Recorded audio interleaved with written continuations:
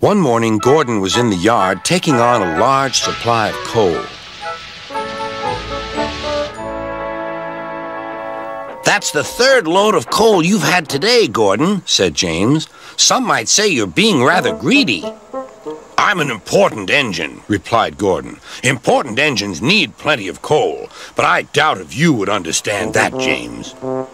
James snorted and went about his work. Later, Gordon was taking on water from a standpipe because the water tower was under repair. I wouldn't drink too much of that water if I were you, Gordon. It might give you boiler ache. Pah, said Gordon. What's this, educating Gordon Day? First James, now you, Duck. Big engines have big needs. Little engines are just annoying. Don't say I didn't warn you, laughed Duck. Later, Gordon steamed into the yard at the big station.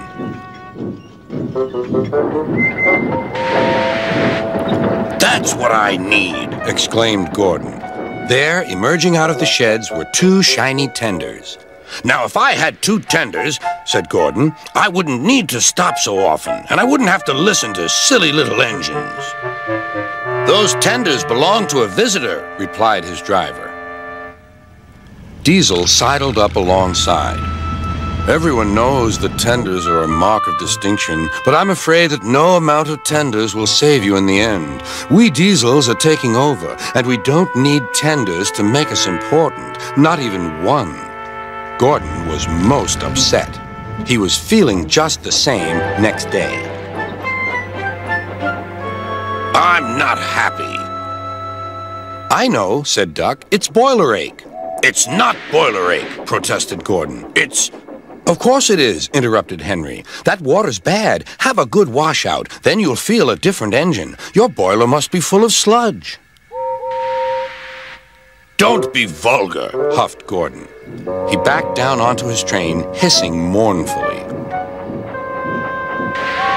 Cheer up, Gordon, said Sir Topham Hatt. I can't, sir. Is it true what Diesel says, sir? What does he say? That Diesels are taking over.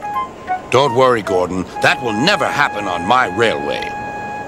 One more thing, sir. Why did the visitor have two tenders? Because he lives on a railway with long distances between coaling depots.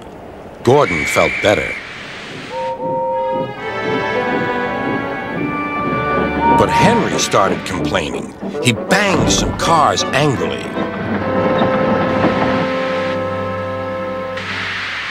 I always work hard enough for two, he puffed. I deserve another tender. Duck whispered something to Donald. He was going to play a trick on Henry. Henry, he asked, would you like my tenders? Yours? What have you got to do with tenders? All right, said Duck. The deal's off. Would you like them, Donald? I wouldn't deprive you of the honor, replied Donald.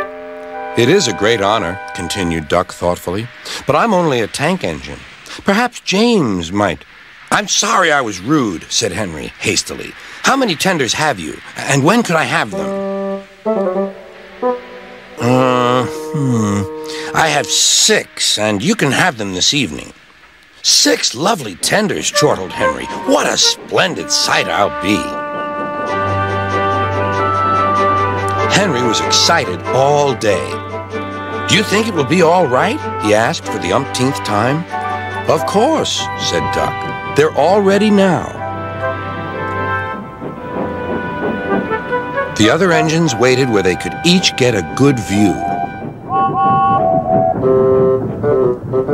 But Henry wasn't a splendid sight at all.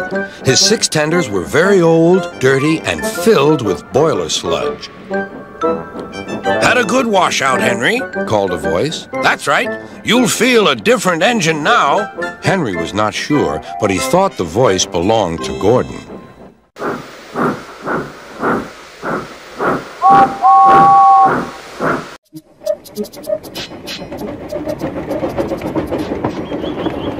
Toby and Henrietta are enjoying their new job on the island of Sodor, but they do look old-fashioned and need new paint.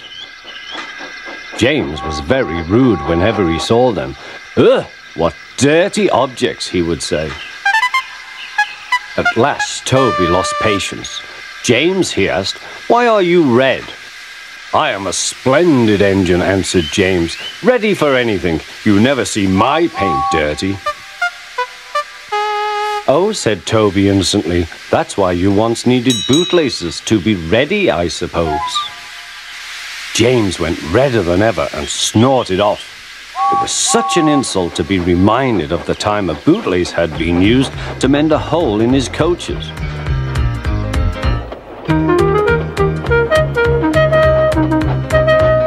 At the end of the line, James left his coaches and got ready for his next train. It was a slow goods, stopping at every station to pick up and set down trucks. James hated slow goods trains. Dirty trucks from dirty sidings.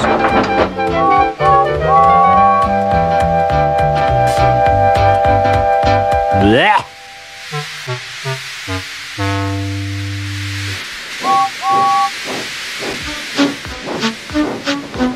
Starting with only a few, he picked up more and more trucks at each station till he had a long train.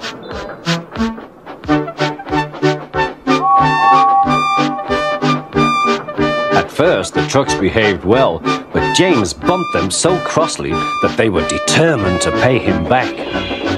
Presently, they approached the top of Gordon's Hill.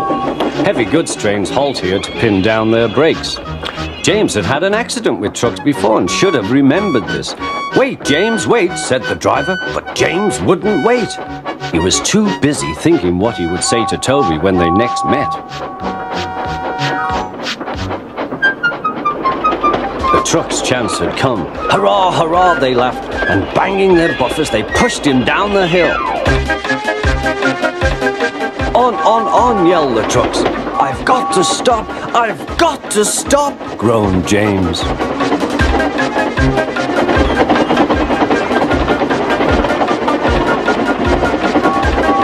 Through the station they thundered. Disaster lay ahead.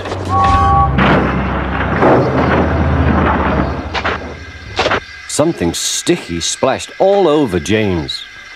He had run into 2 tar wagons and was black from smoke box to cab. He was more dirty than hurt, but the tar wagons and some trucks were all to pieces.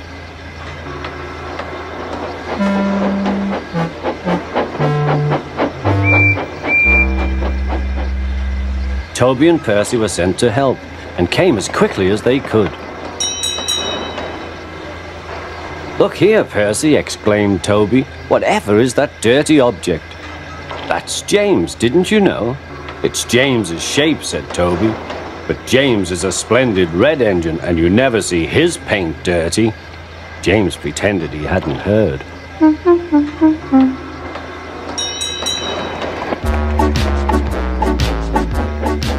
Toby and Percy cleared away the unhurt trucks and helped James home.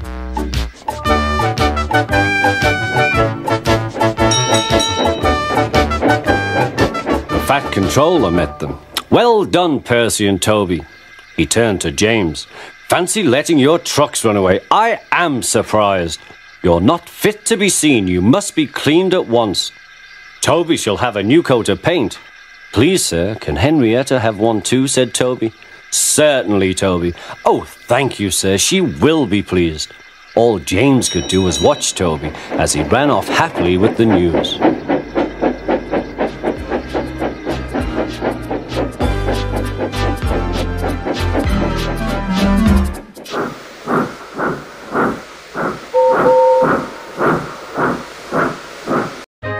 Lots of people travel to the big station at the end of the line. Engines from the other railway sometimes pull their trains. Gordon was talking one day to one of these. I remember going to London. Do you know the place? The station's called King's Cross. King's Cross? Snorted the engine. London's Euston. Everybody knows that. Rubbish, said Duck. London's Paddington. I know. I work there. They were still arguing when the other engine went away. Stupid thing, said Gordon crossly. I've no patience. Stupid yourself, said Duck. London's Paddington. Do you hear? Stop arguing, James broke in. You make me tired. You both agreed about something anyway. What's that? London's not Euston, laughed James. Gordon rolled away, still grumbling. I'm sure it's King's Cross. One day he pulled the express to the station as usual. His fireman uncoupled the coaches and he ran onto his siding to wait till it was time to go home. The coaches waited and waited at the platform, but their engine didn't come. A porter ran across and spoke to Gordon's driver. The inspector's on the platform. He wants to see you. He came back in a few minutes looking excited. Hello, said the fireman. What's happened? The engine for the express turned over when it was coming out of the yard. Nothing else can come in or out. They want us to take the train to London. I said we would if the Fat Controller agreed, and he said we could do it. How's that? Fine, said the fireman.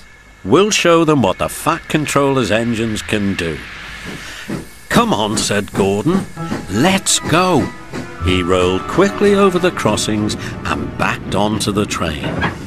It was only a few minutes before the guard blew his whistle, but Gordon thought it was ages. Gordon found that London was a long way away. Come on, he called to the coaches. Come on, come on, come on. We're going to town, we're going to town, sang the coaches slowly at first, then faster and faster. Gordon had to work harder than ever before. Never mind, he puffed. I like a good long run to stretch my wheels. But all the same, he was glad when London came in sight. The Fat Controller came into his office next morning. He looked at the letters on his desk. One had a London postmark. I wonder how Gordon's getting on, he said. The station master knocked and came in. Excuse me, sir, have you seen the news? Not yet. Why? The Fat Controller took the newspaper. Good gracious me, he said. There's Gordon. Headlines too. Famous engine at London Station. Please call to control crowds. The Fat Controller read on, absorbed. Gordon returned next day. The Fat Controller spoke to his driver and fireman. I see you had a good welcome in London. We certainly did, sir. We signed autographs till our arms ached, and Gordon had his photograph taken from so many directions at once that he didn't know which way to look. Good, smiled the Fat Controller. I expect he enjoyed himself, didn't you, Gordon? No, sir, I didn't. Why ever not? London's all wrong, answered Gordon sadly. They've changed it. It isn't King's Cross anymore. It's St. Pancras.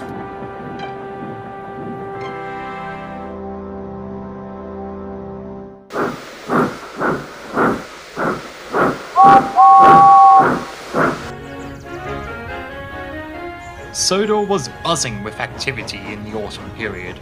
While regular services carried out, there was an ever-increasing demand for passenger services on all of the lines that snaked around the island. This didn't cease the eager anticipation for visitors from the mainland to see the engines in action. The Fat Controller was making plans for a series of special chartered trains to take place across the railway so that enthusiasts could take in all aspects of the island. The big engines were wondering that afternoon who would be responsible to pull the trains. The responsibility of carrying such a momentous train would have to be blessed to a big engine not unlike myself, put in Gordon. I think you've had a fair share of important trains over the year, Gordon. I've longed for the experience to do so myself. After all, I was the initial choice to pull the royal train when Her Majesty came here, but if it wasn't for that painter, the nerve, I tell you. It may be within your right, Henry, but both of you haven't considered one important thing. The two big engines looked at James, absent-mindedly. And what might that be, little James? The charter trains are going to showcase on all aspects of the island, meaning whoever gets to port will have to go down branch lines. I was under the impression you thought branch lines were vulgar, Gordon. Oh, just you wait. Besides, both of you are much too big to travel on the likes of Thomas's or Duck's branch line. I think that takes both of you out of the equation and gives me a greater likelihood.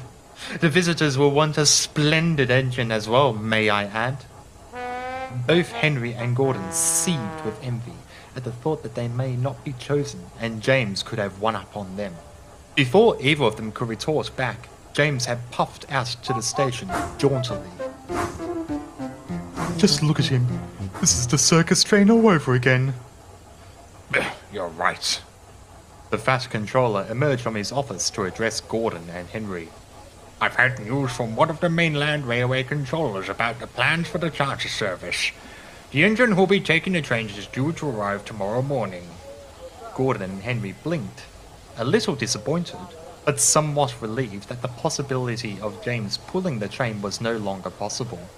It was at this moment a wicked idea popped into Gordon's fireballs. Sir, I couldn't help to wonder, but do we know who this engine will be? Surely they're a grand engine with some experience. Oh, they definitely are. Very versed in charter services. Would you happen to know what colour they might be? Oh, I'm not too sure. Why would you want to know such specific details? They're a privately owned locomotive from the Shurney Valley Railway.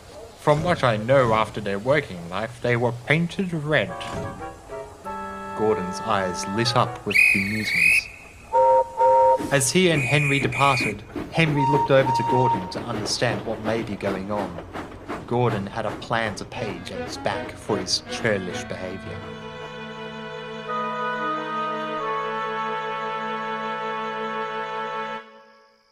As the engines congregated for the evening, Gordon and Henry decided this was the perfect opportunity to get James back.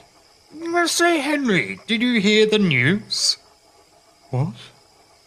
I said, did you hear the news? Oh yes, that news. Word on the rails is that the Fat Controller has decided who's going to pull the train. Oh really? Well, I only know two things about the Lucky Engine. From what I heard, he's from the mainland. The mainland? Oh, how very swanky. It was Thomas's turn to put in. I wonder if it will be an old friend. It will be good to see Stepney or Wilbert again. Well, that would be nice, dear Thomas. I'm afraid that strays far from the truth. Apparently the engine is a Shurney class. A Shurney class? Put in Percy. I've never heard of such an engine before. You haven't heard of a Shurney class? Oh, Percy, you have much to learn. They have a large wheel configuration. And he stands taller than Murdoch and longer than Spencer. My goodness me, that sounds like a big engine, said Thomas. Oh, but Thomas, you're missing the greatest detail. It may be large and sleek, but it's very lightweight. Oh, and it's good for travelling on branch lines. It was at this moment that James started to pay attention to the conversation. What's special about this engine, concluded Gordon, is that they are red. James's face went white with realization of shock and horror. Surely the Fat Controller wouldn't allow such an engine to come. Oh, it's confirmed. From what I've heard, the engine is arriving tomorrow. Tomorrow? Rather worried for his own welfare and reputation, James ushered himself into the sheds without another word, leaving Gordon and Henry quietly sniggering. Percy, however, was rather puzzled. Then Edward explained. I think Gordon and Henry might be pulling James's wheels, he said. The next morning, James made sure he got to work in good time. He was determined to show the Fat Controller that a mainland engine, let alone another red engine, was not necessary to pull the charter services. He worried that the new engine would upstage him and possibly take his place as the token splendid red engine. Say, Rosie, who's this train for? This train? Henry's due to take it at the end of the line this morning. James thought this could be his great opportunity to show the Fat Controller he was strong and capable after all. I'll be taking these trucks. The Fat Controller asked me to.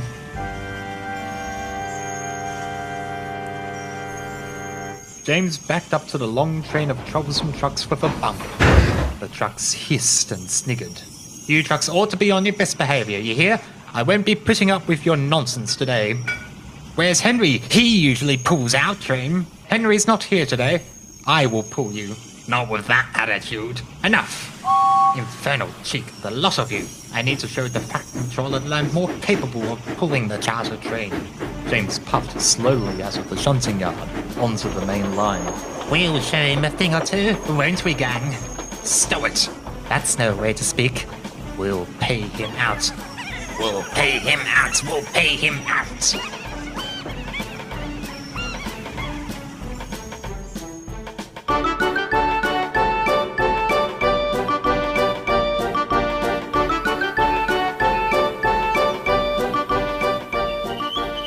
James' thoughts got the better of him as he dwelled more and more on the topic of the mysterious Cherney-class engine. He was so carried away that he disregarded an amber signal as he sped past a signal box. James thundered past the signal box. The signalman looked up from sleeping and angrily threw his fist at James. I'll show him! I'll show him! Unbeknownst to James, the line ahead was occupied. Boko was waiting at the next signal with a long line of coal trucks that were due for naphtha. James's trucks saw the opportunity and took it.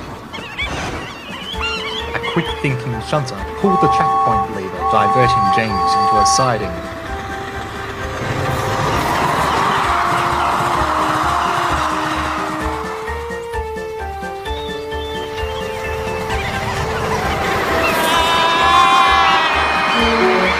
James! Cried Boko.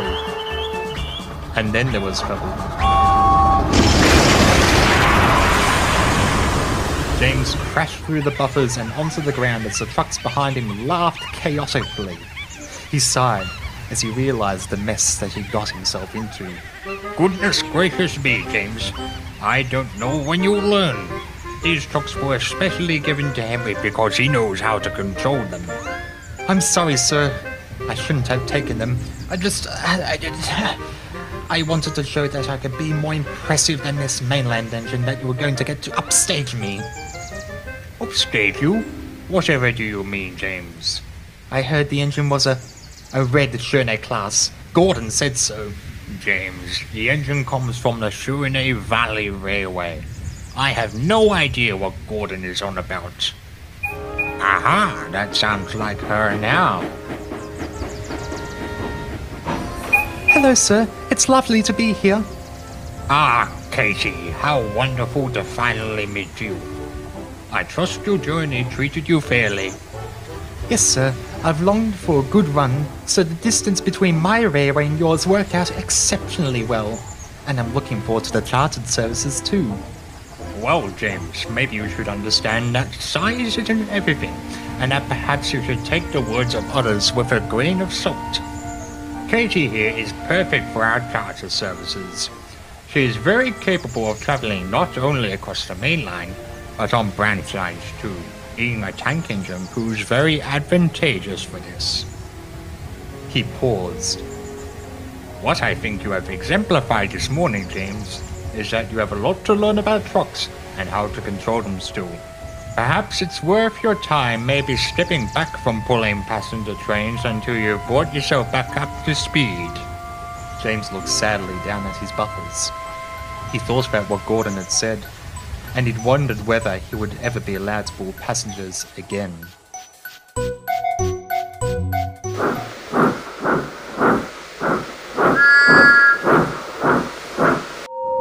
Gordon is a very proud steam engine. He's the fastest engine on the island of Sodor. He loves speeding along his line with the wind blowing across his funnel. "You've broken the record again," said his driver. "I'm the fastest," boasted Gordon.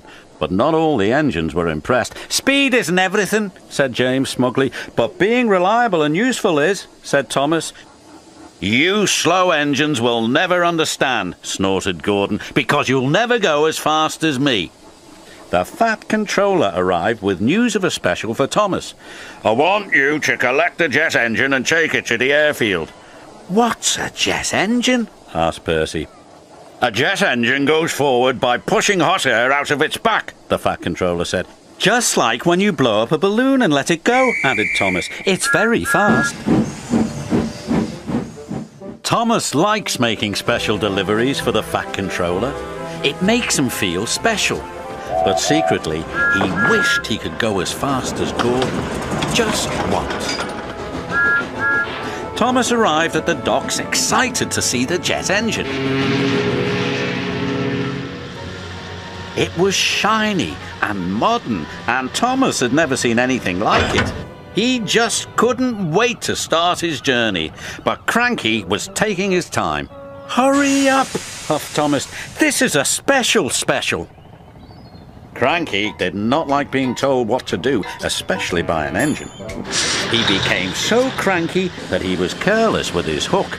His hook knocked the switch, and the switch started the jet engine, and the engine began to whine.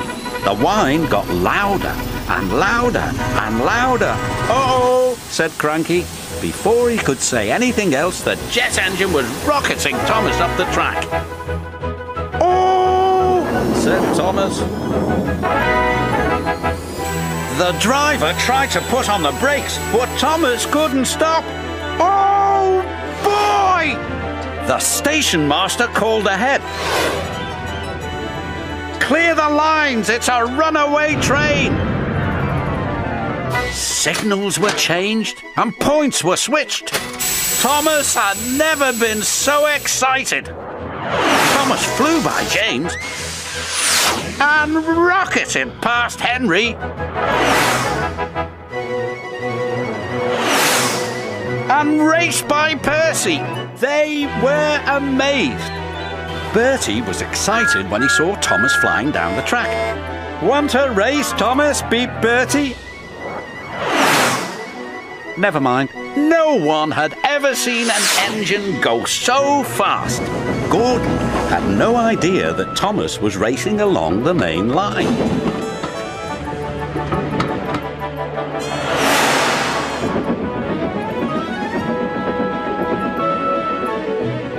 "I am the fastest," said Gordon proudly. "Hi, Gordon. Bye, Gordon."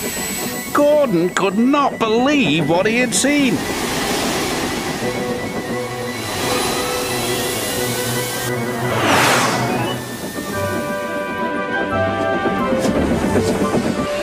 At last, the jet engine ran out of fuel, and Thomas was back under his own power.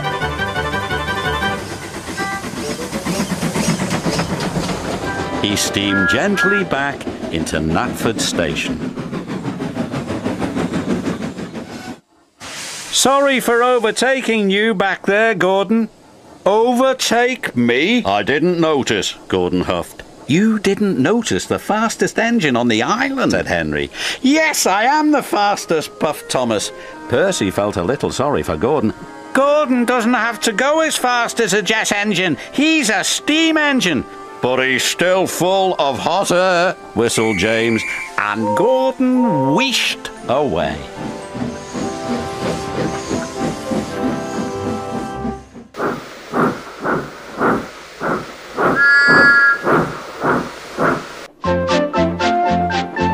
Thomas the Tank Engine is very proud of his branch line. He thinks it's the most important part of the whole railway.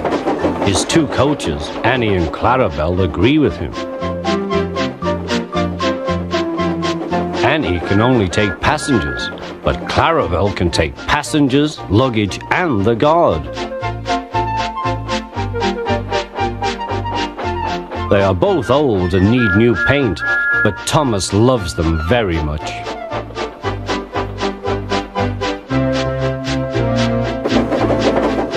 As they run backwards and forwards along the line, they sing songs to each other. When Thomas starts from a station, he sings, "Oh, come along, we're rather late. Oh, come along, we're rather late." And the coaches sing, "We're coming along, we're coming along." They don't mind what Thomas says to them, because they know he is trying to please the Fat Controller. And they know, too, that if Thomas is cross, he's not cross with them. One day they had to wait for Henry's train, which made Thomas very cross. How can I run my line properly if Henry is always late? He doesn't realize that the Fat Controller depends on me. Thomas whistled impatiently. He wanted to leave, but he had to wait for Henry's passengers.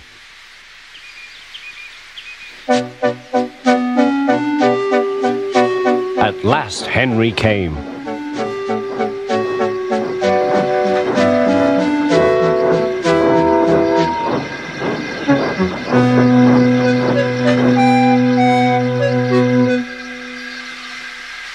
"Where have you been, Lazybones?" asked Thomas.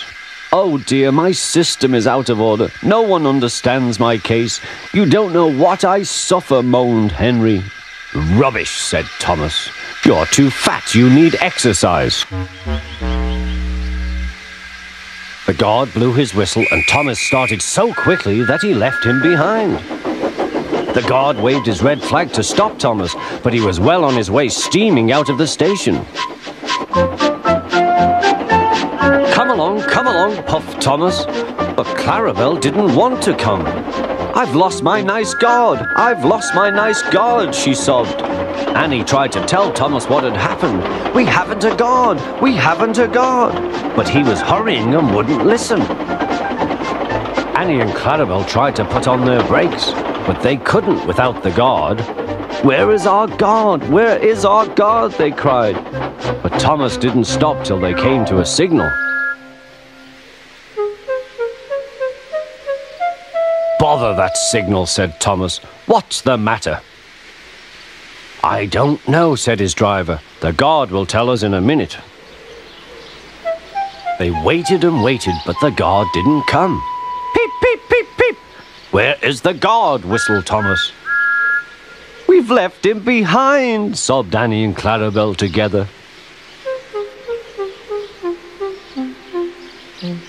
Everyone looked. And there was the guard running as fast as he could along the line, with his flags in one hand and his whistle in the other. He was very hot, so he had a drink, then told them all about it. "I'm very sorry, Mr. Guard," said Thomas. "It wasn't your fault, Thomas," he replied. "Look, the signal is down. We can go. Let's make up for lost time."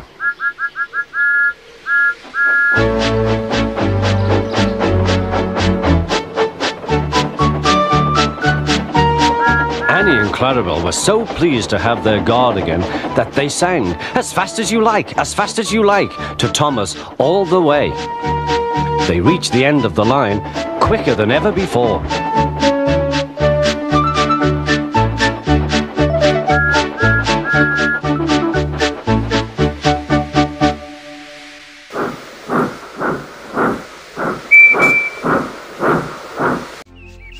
In summer, the gangers cut the long grass on the line side, raking it into heaps to dry in the sun.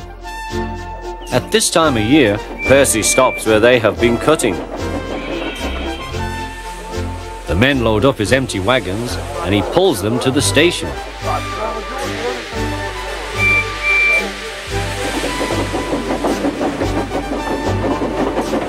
Toby then takes them to the hills for the farmers to feed their stock.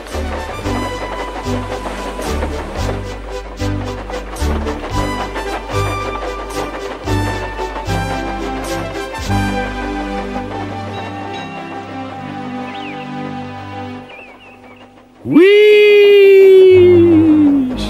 Percy gave a ghostly whistle. "Don't be frightened, Thomas," he laughed. "It's only me. Your ugly phiz is enough to frighten anyone, said Thomas. You're like... Ugly indeed. I'm a green caterpillar with red stripes, continued Thomas firmly.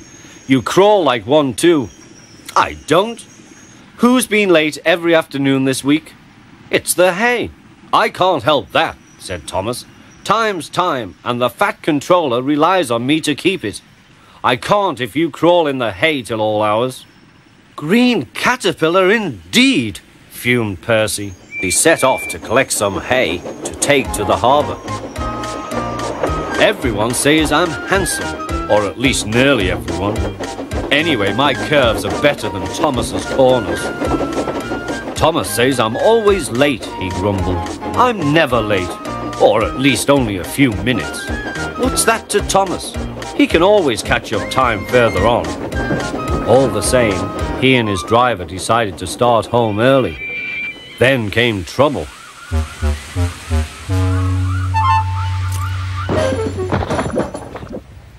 A crate of treacle was upset all over Percy. Percy was cross. He was still sticky when he puffed away. The wind was blowing fiercely. Look at that! Exclaimed the driver. The wind caught the piled hay, tossing it up and over the track. The lion climbed here. Take a run at it, Percy, his driver advised. Percy gathered speed, but the hay made the rails slippery, and his wheels wouldn't grip. Time after time he stalled with spinning wheels, and had to wait till the line ahead was cleared before he could start again. Everyone was waiting. Thomas seethed impatiently. 10 minutes late. I warned him. Passengers will complain, and the Fat Controller. Then they all saw Percy. They laughed and shouted.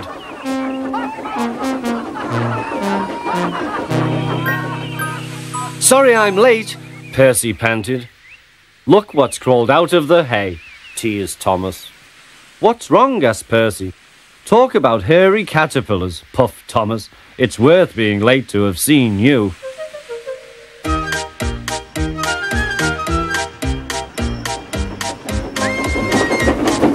When Percy got home, his driver showed him what he looked like in a mirror. Bust my buffers! No wonder they all laughed. I'm just like a woolly bear.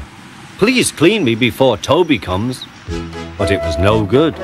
Thomas told Toby all about it.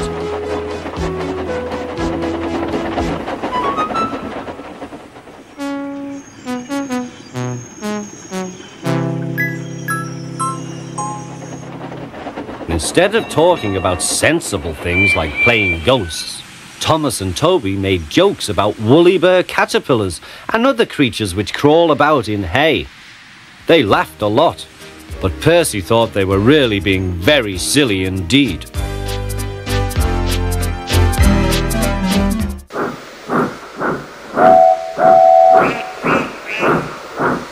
Duck, the Great Western Engine, worked hard in the yard at the big station. Sometimes he pulled coaches. Sometimes he pushed trucks. But whatever the work, Duck got the job done without fuss. One day, Duck was resting in the shed when the Fat Controller arrived. Your work in the yard has been good. Would you like to have a branch line for your own? Oh, yes, please, sir, replied Duck. So Duck took charge of his new branch line. The responsibility delighted him. The line runs along the coast by sandy beaches till it meets a port where big ships come in. Duck enjoyed exploring every curve and corner of the line. Sea breezes swirled his smoke high into the air, and his green paint glistened in the sunlight. This is just like being on holiday, he puffed. Well, you know what they say, laughed his driver. A change is as good as a rest. Soon Duck was busier than ever.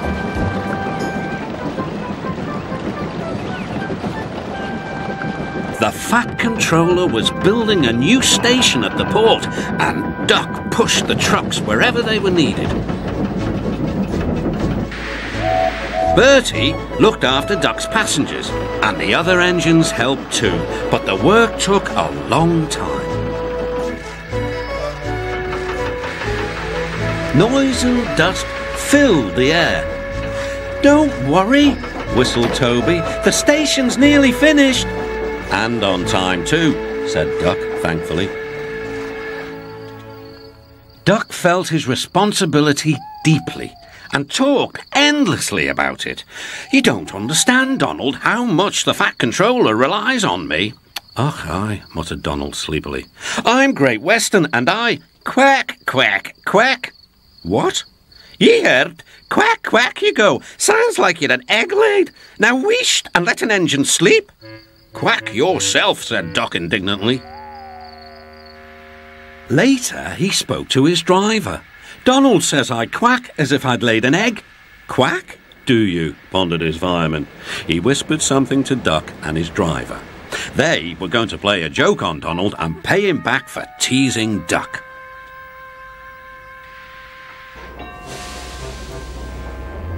The engines were busy for the rest of the day and nothing more was said.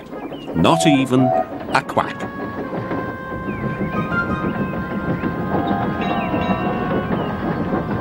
But when at last Donald was asleep, Duck's driver and fireman popped something into his water tank. Next morning, when Donald stopped for water, he found that he had an unexpected passenger aboard. A small white duckling popped out of his water tank. "Nay, who's behind this?" laughed Donald. The duckling was tame. She shared the fireman's sandwiches and rolled in the tender. The other engines enjoyed teasing Donald about her. Presently, she grew tired of travelling and hopped off at a station, and there she stayed. That night, Donald's driver and fireman got busy, and in the morning, when Duck's crew arrived, they laughed and laughed. "Look, Duck! Look what's under your bunker! It's a nest box with an egg in it!" Donald opened a sleepy eye. Will. You must have laid it in the night, Duck, all unbeknownst." Then Duck laughed too. "You win, Donald. It'd take a clever engine to get the better of you." There's a pond near the duckling station. Here she swims and welcomes the trains as they pass by. The station master calls her Dilly. To everyone else, she is always Donald's duck.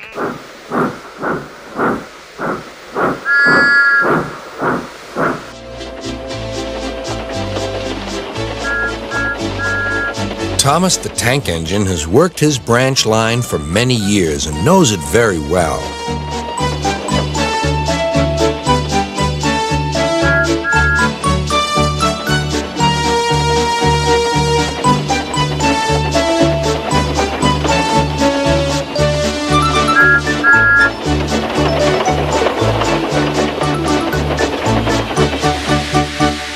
You know just where to stop, Thomas, laughed his driver. You could almost manage it without me. Thomas had become conceited. He didn't realize his driver was joking. Later, he boasted to the others. "Driver says I don't need him now." "Don't be so daft," snorted Percy. "I'd never go without my driver," said Toby earnestly. "I'd be frightened." "Puh!" boasted Thomas. "I'm not scared. You'd never dare." "I would then. You'll see." The next morning, the firelighter came. Thomas drowsed comfortably as the warmth spread through his boiler. Percy and Toby were still asleep. Thomas suddenly remembered. "Silly stick in the muds," he chuckled. "I'll show them. Driver said I could manage without him. I'll just go out and then I'll stop and wheesh! That'll make them jump." Thomas thought he was being clever, but really he was only moving because a careless cleaner had meddled with his controls. He soon found his mistake. He tried to wheesh, but he couldn't. He tried to stop, but he couldn't. He just kept rolling along. He didn't dare look at what was coming next. There was the station master's house. The station master was about to have breakfast. "Horrors!" cried Thomas, and shut his eyes. The house rocked, broken glass tinkled, plaster was everywhere. Thomas had collected a bush on his travels. He peered into the room through its leaves. He couldn't speak.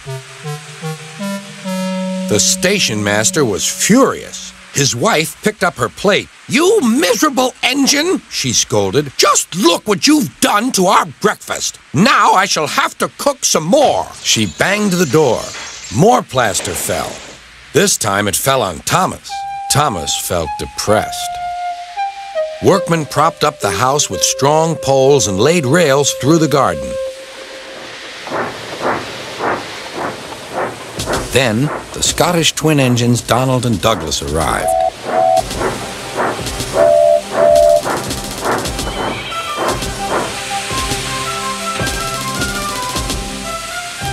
"Dinna fash yourself, Thomas. We'll soon have you back on the rails," they laughed.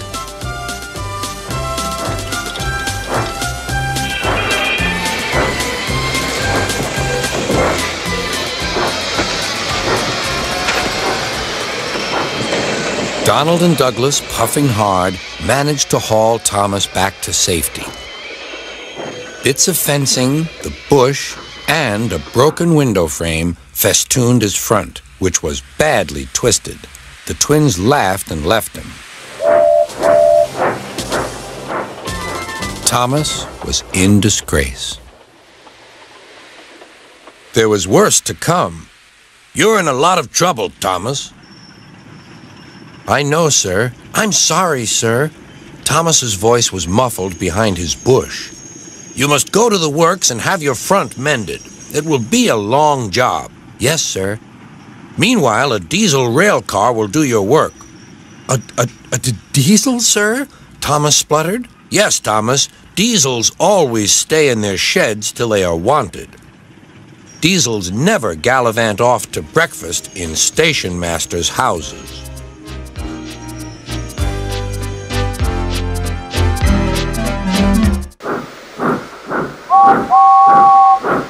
James is a mixed traffic engine. He can pull both trucks and coaches. He's proud of his smart red paint, and so is his driver. Everyone says you brighten up their day, James.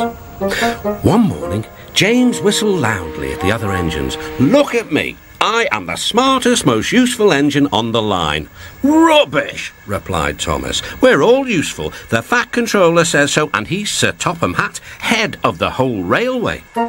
"You know what, James?" added Percy. "What?" replied James. "You're getting all puffed up." James huffed away. Later, he was still boasting. "I'm the pride of the line." "I saw you pulling trucks today. You're only a goods engine," snorted Gordon. James was furious. "I pull coaches too." "Not as much as I do," grunted Gordon. "The Fat Controller has plans for me." James was only making this up, but Gordon believed him. "What plans?" Wait and see." "Oh dear," thought James. "Now what'll I do?" Thomas was shunting shining new coaches. "Good morning, James." "Are those coaches for me?" asked James hopefully. "No, these are for Gordon's Express. I'll fetch your trucks next." But James was going to play a trick on the other engines. "Actually, Thomas, I'm taking the coaches. The Fat Controller asked me to tell you." "What about the trucks?" Give them to Gordon." "Come on, Thomas," said his driver. "Orders are orders." So when James's driver returned, James was coupled to the coaches and he puffed away. Thomas returned with the trucks. A few minutes later, Gordon arrived. "Where's the express?" Thomas told him about James, and so here are your trucks. Gordon was very cross, and so was his driver. Wait till the Fat Controller hears about this. Meanwhile, James was enjoying himself enormously. What a clever plan, what a clever plan, he chuffed. Then he saw the Fat Controller. Some jokes are funny, but not this one, James. You have caused confusion. Yes, sir, said James. You will stay in your shed until you are wanted. The other engines teased James. I wonder who'll be pulling the express today, said Gordon. I expect it'll be you, replied Henry. James is stuck in the shed for being silly. James felt sad. Next morning he went back to work. Hello, whistled Thomas. Good to see you out and about again. I'm sorry I tricked you, said James. Are these my trucks? Yes, replied Thomas kindly. They are pleased to have you back.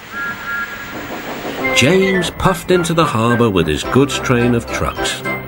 He bustled about all day, pushing and pulling them into place. Time to go home now, James, said his driver at last. No trucks or passengers, just we two. But his driver was wrong. Excuse me, called the man. I have a meeting with Sir Topham Hatt, and I mustn't be late. May I ride back with you? Of course, replied James's driver. Then he whispered to James, this gentleman is a railway inspector. James was most impressed.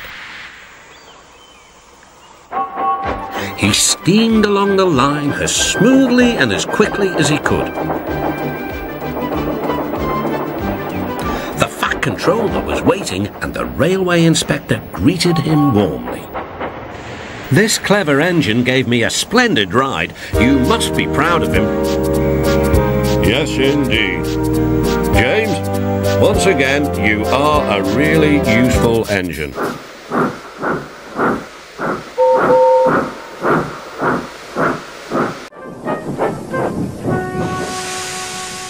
I'm not happy, complained Gordon. Your firebox is out of order, said James. No wonder after all that coal you had yesterday. Hard work brings good appetite, snapped Gordon. You wouldn't understand. I know, put in Duck, brightly. It's boiler ache. I warned you about that standpipe on the other railway, but you drink gallons. It's not boiler ache, protested Gordon. It's... Of course it is, said Henry. That water's bad. It furs up your tubes. Your boiler must be full of sludge. Have a good washout, then you'll feel a different engine. Don't be vulgar, said Gordon huffily.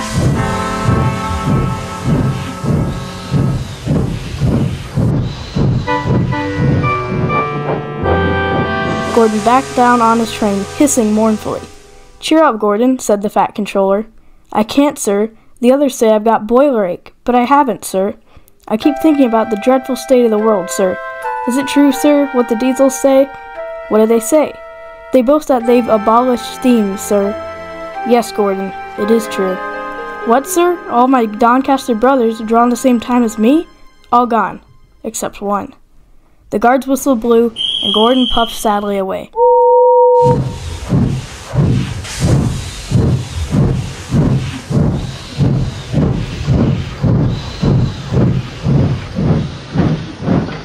Poor old Gordon, said the Fat Controller.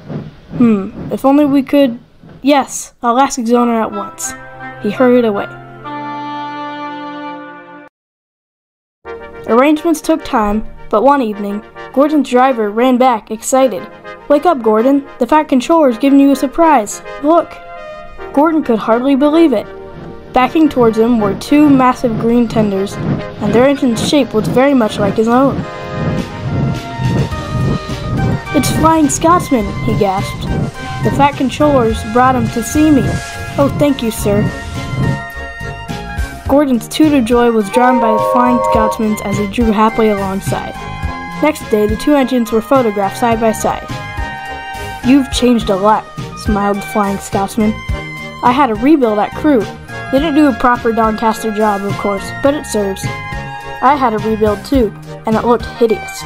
But my owner said I was an extra special engine, and made them give me back my proper shape. Is that why you have two tenders, being special?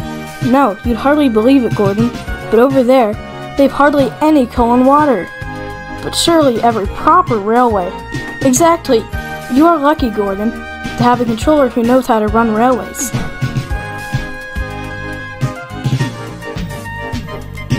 Everyone got on well with Flying Scotsman, except Henry.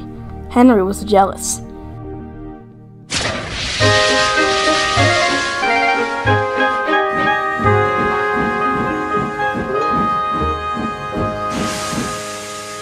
Tenders are a mark of distinction, he complained. Everybody knows that. Why's he got two? He's famous, explained Duck and Donald. He was the second to go 100 miles an hour. Besides, the other railway has no coal and water. Puh, sniffed Henry. I can't believe that. I never boast, he continued, but I always work hard enough for two. I deserve another tender for that. Duck whispered something to Donald. Henry, asked Duck innocently, would you like my tenders? Yours, exclaimed Henry. What have you got to do with tenders? All right, said Duck, the deal's off. Would you like them, Donald? I wouldn't deprive you of the honor. It is a great honor, said Duck thoughtfully, but I'm only a tank engine, so I don't really understand tenders. Perhaps James might. I'm sorry I was rude, said Henry hastily. How many tenders have you, and when can I have them? 6, and you can have them this evening. 6 lovely tenders, chortled Henry. What a splendid sight I'll be. That'll show the others the sort of engine I am. Henry was excited. You think it'll be all right? He asked for the umpteenth time. Of course, said Duck. Just go where I told you, and they'll all be ready. Meanwhile, word had gone round, and the others waited where they could get a good view. Henry was cheered to the echo when he came, but it wasn't a splendid sight. He had 6 tenders, true, but they were very old and very dirty. They were all filled with boiler sludge. Had a good washout, Henry? Called a voice. That's right. You'll feel a different engine now. Henry was not sure, but he thought the voice was Gordon's.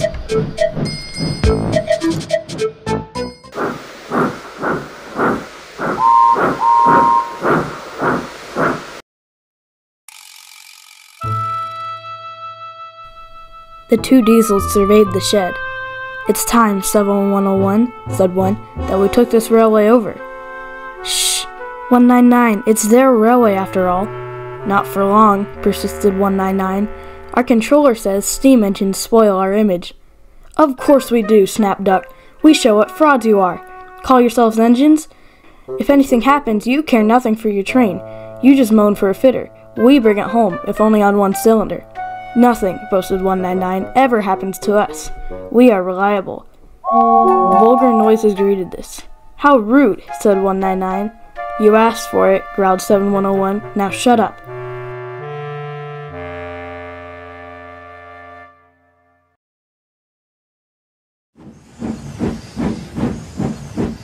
Next day, Henry was rolling home tender first.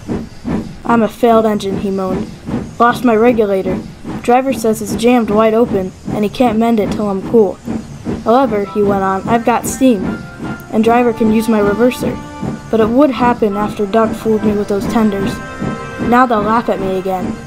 He reached the signal box and stopped, whistling for a road. Opposite the box, on the up line, stood Diesel 199 with a train of oil tankers. Worse and worse, thought Henry. Now old Reliable will laugh at me too. The signalman came out. For pity's sake, take the spam can away. It's failed. The limited's behind, and all he does is wail for his fitter. Spam can? Fumed 199. I'm... Stow it, snapped the signalman, or I'll take my tin opener to you. Now then. 199 subsided at this dreadful threat, and Henry pulled the train out of the way.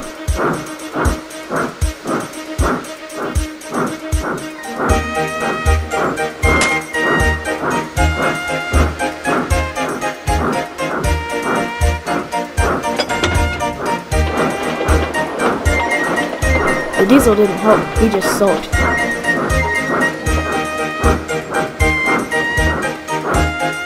Henry gave a chuckle. Look, Spam Can, he said, there's your little pal. The diesel said nothing. He hoped 7101 hadn't noticed. He hadn't noticed. He had troubles of his own. He was cross with his coaches. They seemed to be getting heavier. He roared at them, but it did no good. Engines have a pump called an ejector, which draws air out of the train's brake pipes to keep the brakes off. If it fails, air leaks in and the brakes come on, gently at first, then harder and harder. 70101's ejector had failed. Well, well, well, do you hear what Signalman said? I thought they'd be laughing at me, chuckled Henry. Now the joke's on them. Moving 2 dead diesels on their trains, said his driver thoughtfully. That's no joke for a failed engine. Think you can do it? I'll have a good try, said Henry with spirit. Anyway, 7101's better than old Spam can. He did try and shut him up last night. Come on then, said his driver. We mustn't keep the passengers waiting. Get moving, you! Henry pulled the sulky diesel into motion and started the rescue. Henry gently buffered up to the express.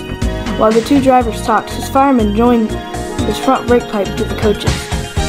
It's better than we thought, Henry, said his driver. The diesel can pull if we keep the brakes off, so the only weight we'll have is Spam can's goods. Whoosh, said Henry. That's a mercy. He was by now, feeling rather puffed. Poop, poop, poop, poop. Are you ready? Tooted 7101. Beep, beep, beep, beep. Yes, I am, whistled Henry. So was 7101 growling in front, and Henry gamely puffing in the middle. The long cavalcade set out for the next big station.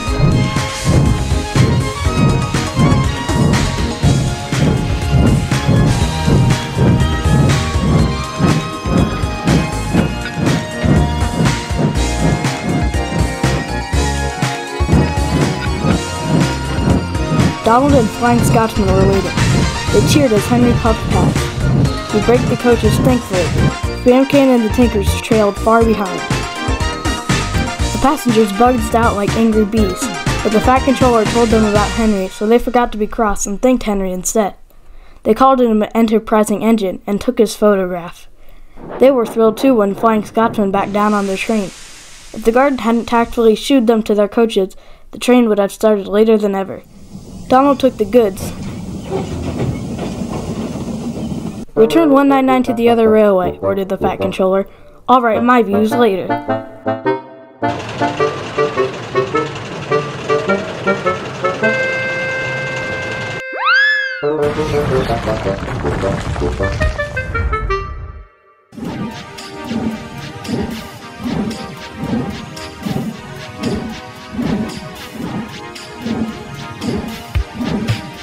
Henry and 7101 went away together. I'm sorry about last night, ventured the Diesel. That's alright, you did shut old Reliable up. And, said the Diesel ruefully, made a fool of myself today too. Rubbish, a failed ejector might happen to anyone. I'd lost my regulator. You? Failed? Exclaimed the Diesel, and yet... His voice trailed away in admiration. Well, said Henry, emergency, you know, trains must get through. 7101 said no more. He had a lot to think about.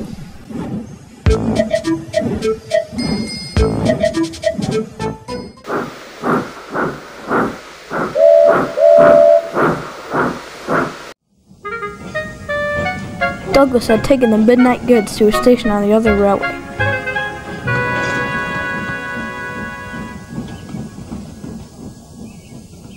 He was shunting, ready for his return journey, when he heard a faint hiss. That sounds like an engine, he thought. The hiss came again. This time it sounded almost despairing. Who's there? He asked. A whisper came. Are you a Fat Controller's engine? I am proud of it. Thank goodness, I'm Oliver. We're escaping to your railway, but we've run out of coal and I've got no more steam. Is it from scrap you're escaping? Yes. Them's glad I'll be to help you, but we must work fast. Both crews joined in. They took off Oliver's side rods, wrote out transit labels, and chalked scrap everywhere they could. Douglas marshaled Oliver in front of his train. No time to turn round, he panted. I must run tender first. Yoo-hoo, yoo-hoo, yelled a passing Diesel. A steamer's escaping. Douglas puffed firmly on. Take no notice, he counseled. But they were stopped before they could clear the station throat. The foreman's lamp shone on Oliver. Aha, he exclaimed. A Western engine. His light flickered further back. A Western auto coach and a goods brake, too. You can't take these. Can we know? Said Douglas's driver. They're all for us. See for yourself. Douglas's guard showed him the labels and papers. Oliver's crew, hiding in the coach, hardly dared to breathe. Seems in order, said the foreman grudgingly, but it's strange. Sure, and it is, began the guard, but I could tell you stranger. So could I, interrupted the foreman. Right away, guard.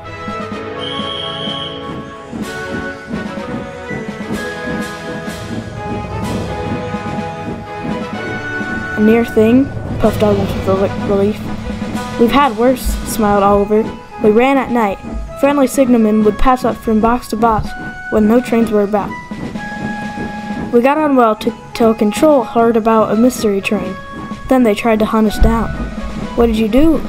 "A signalman let us hide in an old quarry branch. Driver, fireman, and guard blocked the cutting with rubbish and levered one of the approach rails away. We stayed there for days, with diesels baying and growling like hounds outside. I was very frightened then." "Small blame to you," said Douglas feelingly. Presently, they rumbled over the bridge and onto the Fat Controller's railway. "We're home! They can't catch you now. Tell Isabel and Toad, please." Douglas called out the news and heard a joyful ding-a-ling. He was surprised. Oliver chuckled. "That's Isabel," he said. "There's a bell on her, you see. She's clever. When we go out together, I pull one way and push the other. When I pull, I can see ahead. When I push, I can't, so Isabel keeps a good lookout and rings her bell to talk to me." "You didn't say." Douglas was impressed. "About this Toad," he continued. "Is he?" "Hod your wheesht," said his driver. "Yon still works. We must slip unbeknownst and find a place for Oliver." Douglas tried hard to be quiet, but the night foreman heard them and had to be told their secret. "I know just the place," he said, and showed them an empty siding nicely hidden away. Oliver said goodbye and thank you, and Douglas puffed away. "Yon's an enterprising engine," he thought. "I went away here with Donald, but I had been feared to do it on my own."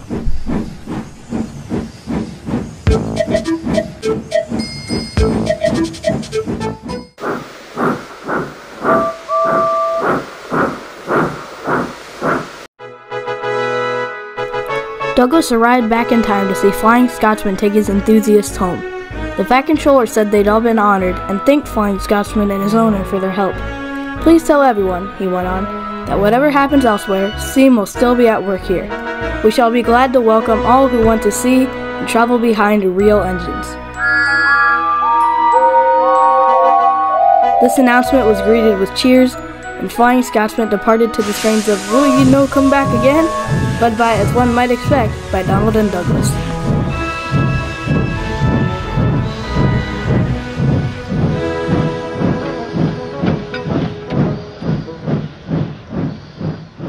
At last Douglas had to tell us news. They were all excited about it and agreed that something must be done for Oliver. "I'm feared," said Donald. "Some murdering diesel may creep in and leave him there alone, lacking steam to even whistle for help." "You're right," said James. "He won't be safe till the Fat Controller knows." "Douglas should tell him at once," said Gordon firmly. "Is it me speak to the Fat Controller? It's forward he'd think me, and maybe interfering." "Well, here he is," said a cheerful voice. "Now what's this all about?"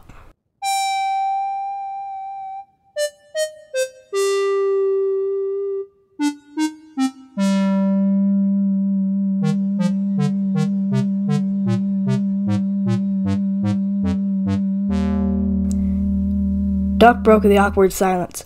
"Beg pardon, sir, but we do need another engine." "I agree, Duck. That is why I'm giving 7101 another chance." Their faces showed such dismay that the Fat Controller had difficulty with his own. "Sir," ventured Gordon at last, "we had hoped for a real engine." "They," the Fat Controller said gravely, "are rare, and unless one escapes, there's little hope." "But, sir," burst out Donald, "one has!" "And thanks to Douglas, is now at our works," announced the Fat Controller. "Sir," gasped Douglas, "is there anything you don't know?" "More than you think," he laughed. "Oliver's crew told me all you did, Douglas." "Oh, sir, you couldn't be a bra wee engine and them trouble, and they'll do a wheel's turn." "More than a wheel's turn, I fancy, Douglas. I'm pleased with you. Oliver, Isabel, and Toad will soon be ours. Oliver and Isabel are just what we need for Duck's branch line." Loud cheers greeted this announcement. "And Toad wants to be your brake fan, Douglas." "Thank you, sir. I'd hoped for that. He and I will do great together." That, of course, made everything right. Henry spoke a good word for 7101, and the others gave him a welcome. He had good manners for a start, so Henry didn't find it hard to teach him our ways.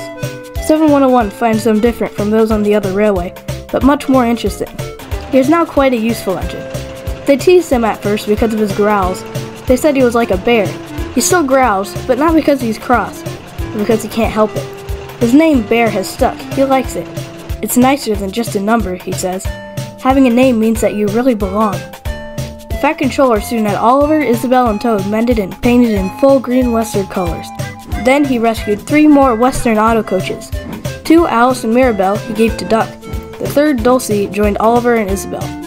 Duck and Oliver are happy on their branch line. It runs along the coast to the small railway. We reopened branch lines, they boast. They are very proud of this indeed. The others laughed at first and called their branch the Little Western. Duck and Oliver were delighted, and now no one ever thinks of calling it anything else.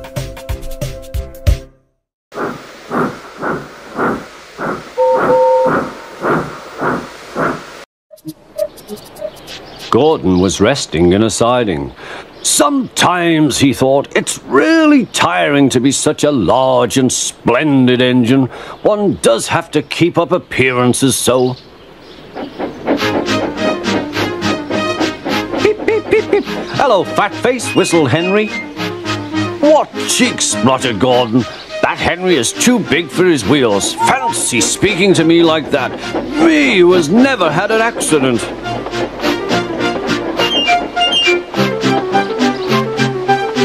Aren't jammed whistles and burst safety valves accidents?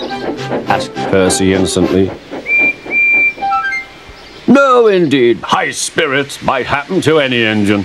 But to come off the rails like Henry did, well, I ask you, is it right? Is it decent? Then it was Henry's turn to take the express. Gordon watched him getting ready. Be careful, Henry. You're not pulling the flying kipper now. Mind you keep on the rails today.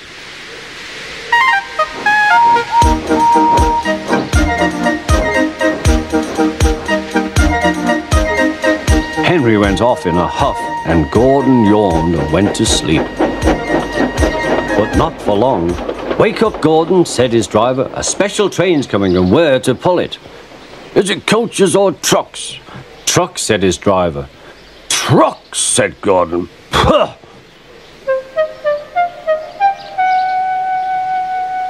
Gordon's fire was slow to start, so Edward had to push Gordon to the turntable to get him facing the right way. I won't go, grumbled Gordon. Don't be silly, puffed Edward. At last Gordon was on the turntable. The movement had shaken his fire. It was now burning nicely and making steam. Gordon was cross and didn't care what he did. He waited till the table was halfway round. I'll show them, he hissed. He moved slowly forward to jam the table, but he couldn't stop himself and slithered into a ditch. Ooh, she hissed. Get me out! Get me out! Not a hope, said his driver and fireman. You're stuck, you silly great engine. Don't you understand that? They telephoned the Fat Controller. So Gordon didn't want to take the special train and ran into a ditch. What's that you say? The special's waiting. Tell Edward to take it, please. And Gordon? Oh, leave him where he is. We haven't time to bother with him now. On the other side of the ditch, some little boys were chattering. Coo, doesn't he look silly? They'll never get him out. They began to sing. Silly old Gordon fell in a ditch, fell in a ditch, fell in a ditch. Silly old Gordon fell in a ditch, all on a Monday morning. Gordon lay in the ditch all day. Oh dear, he thought, I shall never get out.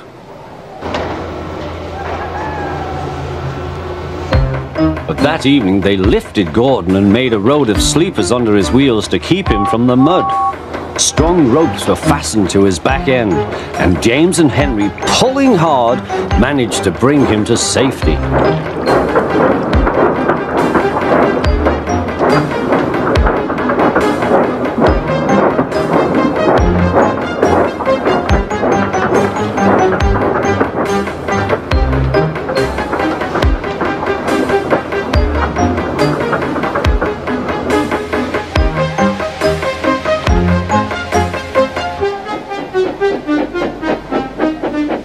late that night, Gordon crawled home, a sadder and wiser engine.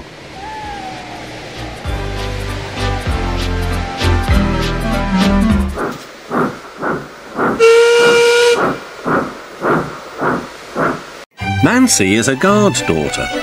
One day she was working on Skarloey with some polish and a rag. Skarloey was snoozing happily, but Nancy wanted to talk. "Wake up, lazy bones! Your brass is filthy. Aren't you ashamed?" "No," yawned Skarloey. "You're just an old fusspot." And Skarloey closed his eyes. He was thinking about his friend Rheneas and all the good times they had shared together before Rheneas went away to be mended.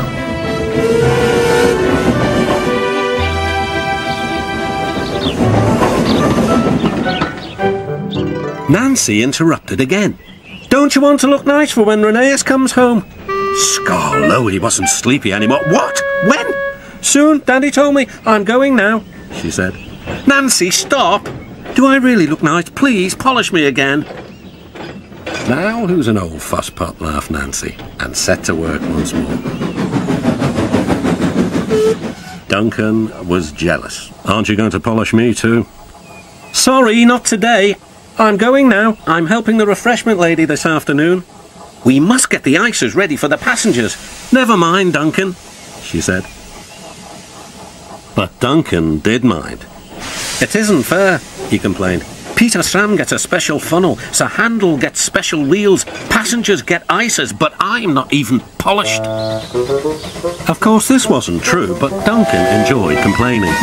He became sulkier still. That afternoon there was bad news from up the line. "One of Skarloey's coaches has come off the rails," called Duncan's driver. "We'll have to take the workmen there right away." "All this extra work," grumbled Duncan. "It wears an engine out. Rubbish. Come on."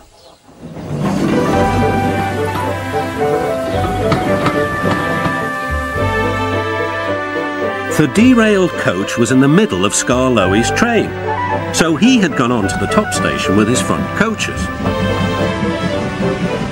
Duncan shunted the works train into the sidings and left the workmen to sort out the mess. Then he brought the passengers and the rear coaches home. He sulked all the way. "I get no rest, I get no rest," he muttered. Duncan made the journey very difficult. He was short of steam, so his driver waited a while in the hope of raising more.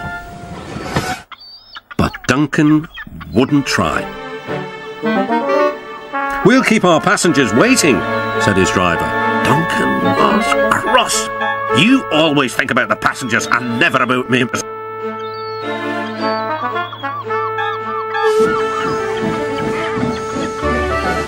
It wasn't long before Duncan built up enough steam to set off again.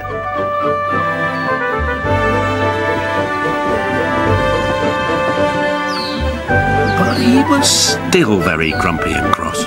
"I'm overworked and I won't stand it." At last they reached the viaduct near the station. "Come on, Duncan," cajoled his driver. "One more effort and you'll have a rest and a drink at the station." Then Duncan was very rude. "Keep your old station. I'm staying here." And he did too. Skarloey had to haul Duncan and his train all the way to the platform.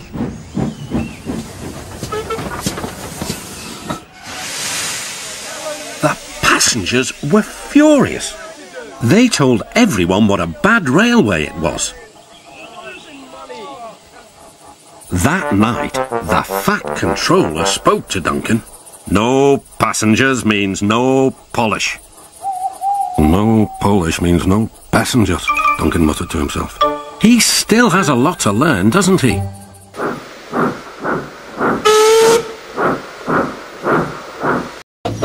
Duncan would not stop grumbling. He grumbled that he wasn't polished enough. He grumbled that he was overworked. Most of all, he grumbled about the passengers. "I'm ashamed of you, Duncan," said Skarloey. "Thank goodness Rheneas is coming home soon. Perhaps he'll teach you some sense before it's too late." "What has Rheneas to do with me?" "Rheneas saved our railway," replied Skarloey. "Please tell us about it," said Peter Sam. "Well," began Skarloey, "it was before you came here. Things were bad. Rheneas and I had to keep the trains running, or our railway would have to close." "How awful," murmured Peter Sam. "I tried hard," continued Skarloey, "but my old wheels ached. Rheneas understood. 'It's my turn now,' he'd tell me. He was often short of steam, but he always struggled to a station and rested there. 'I mustn't stop between stations,' he'd say. 'The passengers wouldn't like it.'" "Sure," huffed Duncan. He had stopped on a viaduct and hadn't cared at all. "Passengers," continued Skarloey, "get cross if you stop at the wrong places. Rheneas stopped in a wrong place once, and this is what happened.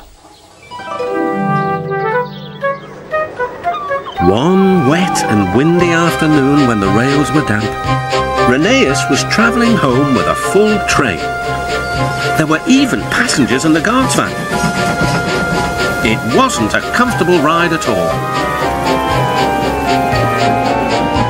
Rheneas's wheels kept slipping, and it was a steep climb.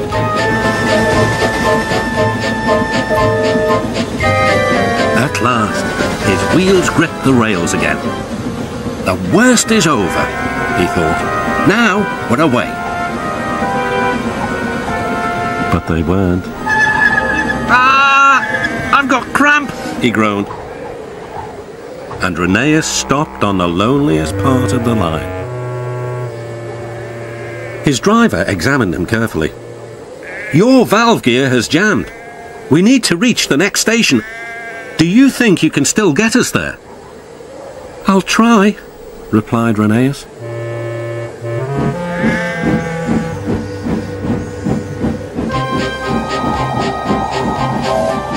Rheneas did his best.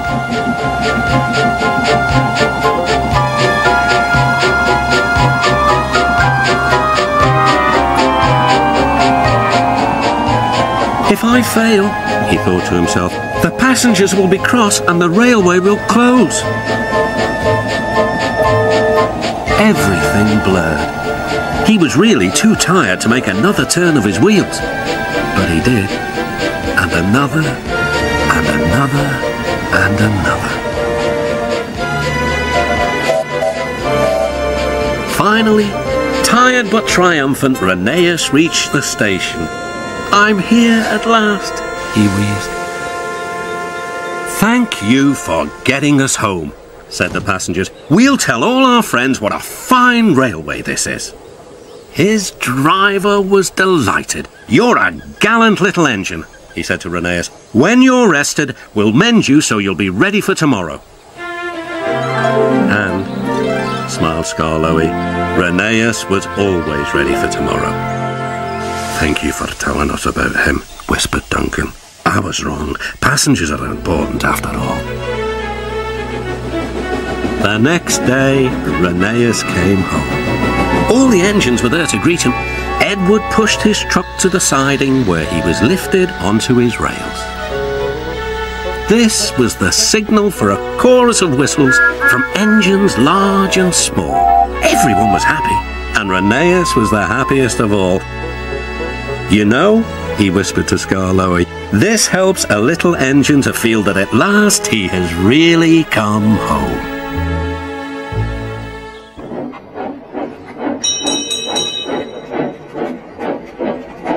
One day, Percy arrived at the quarry to collect some stone for his trucks. Snow and frost lay everywhere. There was not a sound to be heard. Percy ventured further.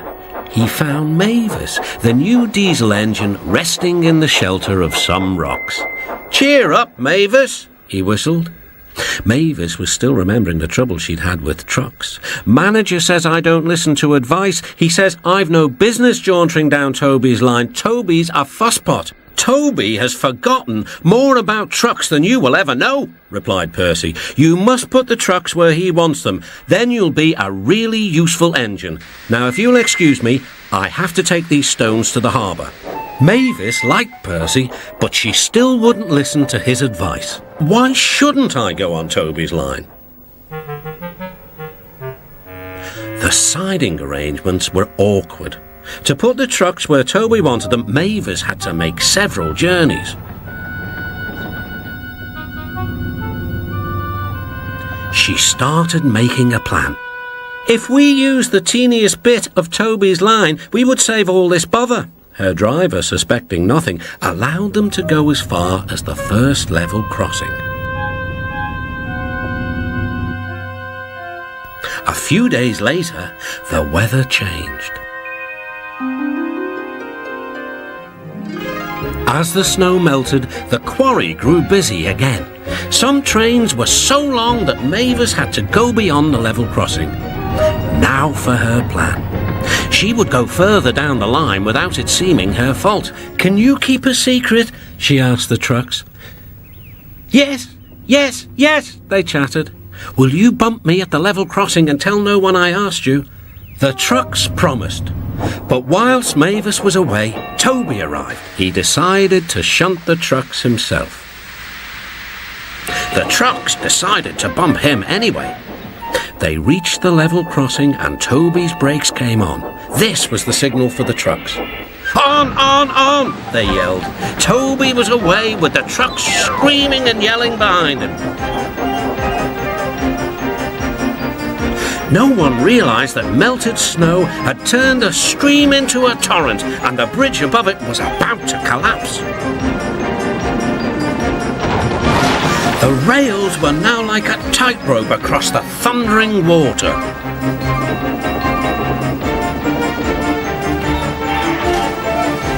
Stop! Stop! Cried Toby. His driver fought for control. They came nearer and nearer to the bridge. The driver braked hard. Toby stopped, still on the rails, but with his wheels treading the tightrope over the abyss.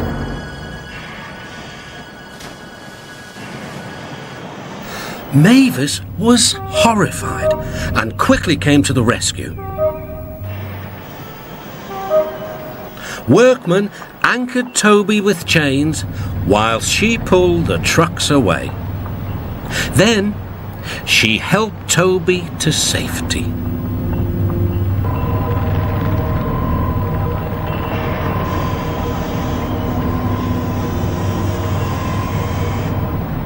I'm sorry about the trucks, said Mavis. I can't think how you managed to stop them in time. Oh well, said Toby. My driver told me about circus people who walk tightropes, but I just didn't fancy doing it myself. Later, the Fat Controller arrived. A very smart piece of work, he said. Mavis, you did well too, I hear. It was my fault about those trucks, sir, she faltered. But if I could... Could what? Come down the line sometimes, sir. Toby says he'll show me what to do. Certainly, replied the Fat Controller, if your manager agrees. And so it was arranged. Now Mavis is as happy as can be, and the Fat Controller thinks she's really useful indeed. Percy puffed grumpily into the yards. He was feeling put upon and said so. I feel put upon, he complained to Thomas. Thomas was confused. Put upon what? The rails? No, put upon with work. Driver says he is too. Put upon? What a silly saying, replied Thomas. But Annie and Clarabelle liked it, and they sang about it too. Percy's been put upon, put upon, put upon. Percy's been put upon, poor old Percy. Percy is being put upon. I am. He collected metal from the foundry, coal from the yards, flour from the mills, rock from the quarries, and fuel from the depot. Then he delivered it all to the docks.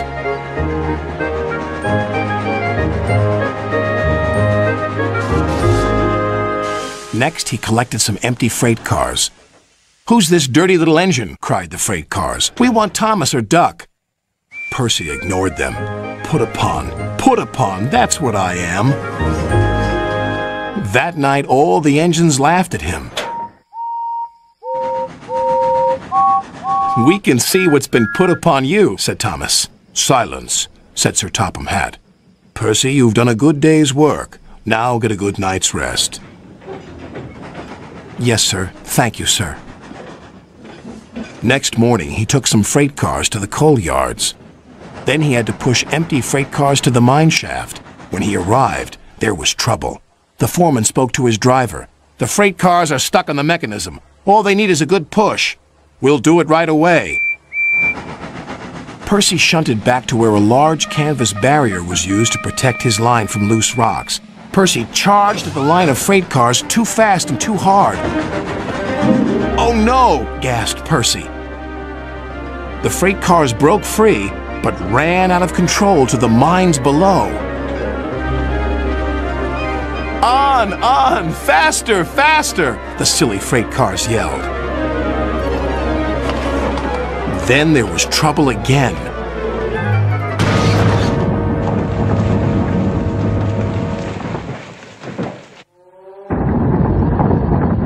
"Get out of here fast! The mine's collapsing!"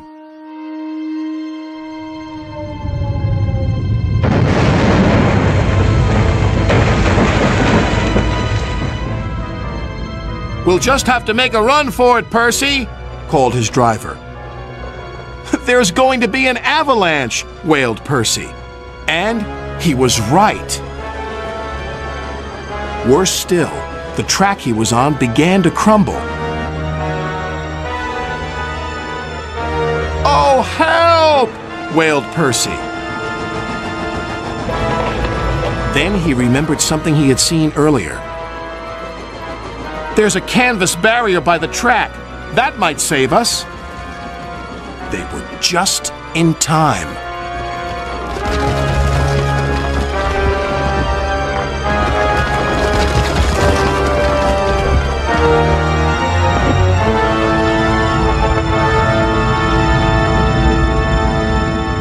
Percy was right. The canvas did indeed save them, but the miners didn't know that. "The avalanche has buried an engine and its crew," shouted the foreman. "We must help them." When Percy had been rescued, Sir Topham Hatt spoke to his driver and fireman, then to Percy. "Driver told me how brave you were, Percy. As a reward, you will be repainted at the works." "Oh, thank you, sir." When he returned, Percy's coat glistened in the sun. "I'm sorry we teased you, Percy," said Thomas. "You were certainly put upon by that avalanche." "Yes, indeed. But just look at my new coat of paint. Now, I don't mind that being put upon me."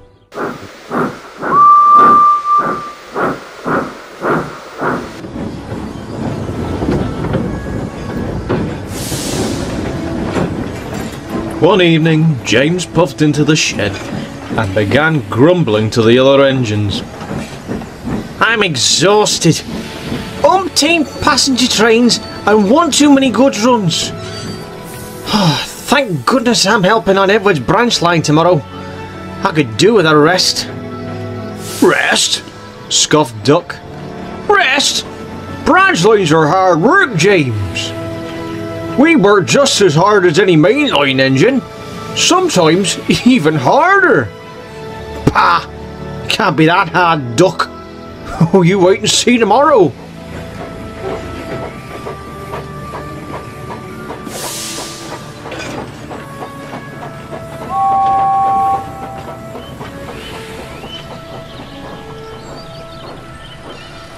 The next morning, James arrived at Edward Station, ready to start work on the branch line. "I'll need you to shunt the yard whilst I take my first passenger train," Edward explained. "Be mindful though, the yard can get very busy." "A bit of light shunting doesn't bother me," huffed James. "It's more than light shunting, James. There's trucks of scrap metal to go to the scrapyard, some oil tankers which need to be sent to the big station, and the empty trucks to go back to the docks. And that's before Donald arrives with the new trucks for the China Clay Works later. James was aghast. I can't do all that. Isn't there a tank engine who can... No, Edward interrupted. It's all part of running your own branch line. Edward puffed away to find his coaches and left James to shunt the yard. When Edward is shunting, he treats the trucks fairly and doesn't bump them unless they misbehave. In return, they are obedient and give him no trouble. But James bumped and banged them all around the yard. He thought he was being firm, when really he was only aggravating them.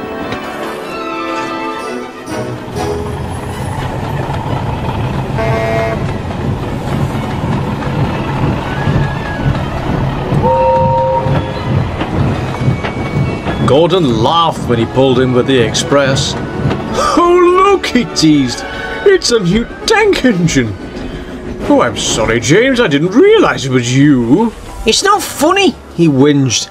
I'm gonna have to do all the shunting on my own. You don't know the route of the line like Boko and I do, Edward sternly reminded him. You can familiarise yourself with it by taking the new trucks to the harbour.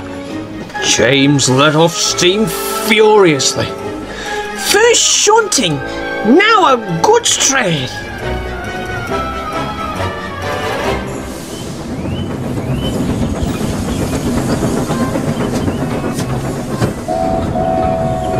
Soon, Donald arrived with the brand new trucks from the mainland.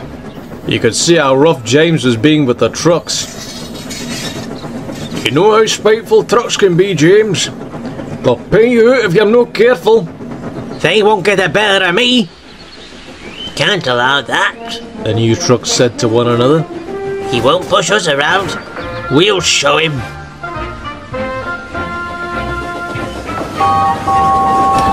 Later that day, James took the new trucks along the branch line to the harbour.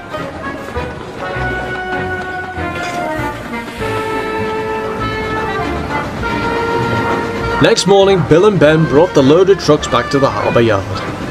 They were still determined to pay James out and waited keenly for him on the quayside. But they were surprised to find their plans scuppered when they saw Edward backing down toward them. What do we do now? They twittered to one another. One engine is as good as another, said the front truck. If we show him what we're capable of, then we'll show the red one too. Edward had grown tired of James's complaints and decided instead to do the goods work himself.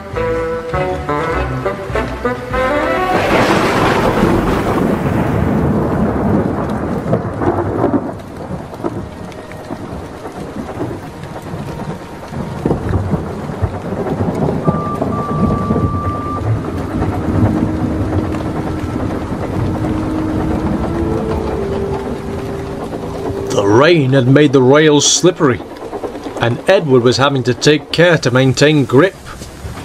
The trucks noticed he was slipping a little and began their tricks. Edward had expected this to happen. They were visitors, and so wouldn't be used to him. Come along now, he called. No nonsense. That's what you think, giggled the trucks. On, on! The trucks bumped him hard and Edward surged forward. The driver put on the brakes hard to slow them down, but they were no use against the heavy trucks.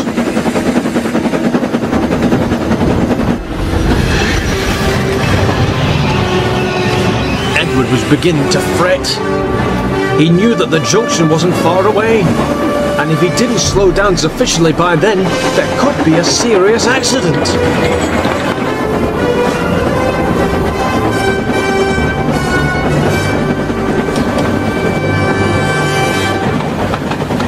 Then, he had an idea.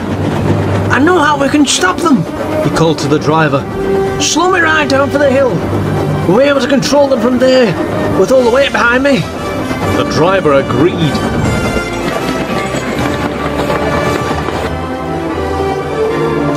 Gently braking, Edward quickly regained control of the trucks again as they climbed the hill. Tried hard to keep up their momentum, but Edward was having none of it.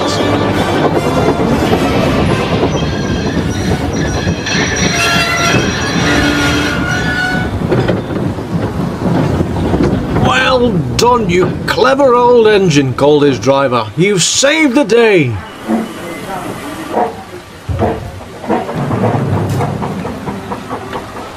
Edward ran smoothly back into the station, where Donald was waiting for him.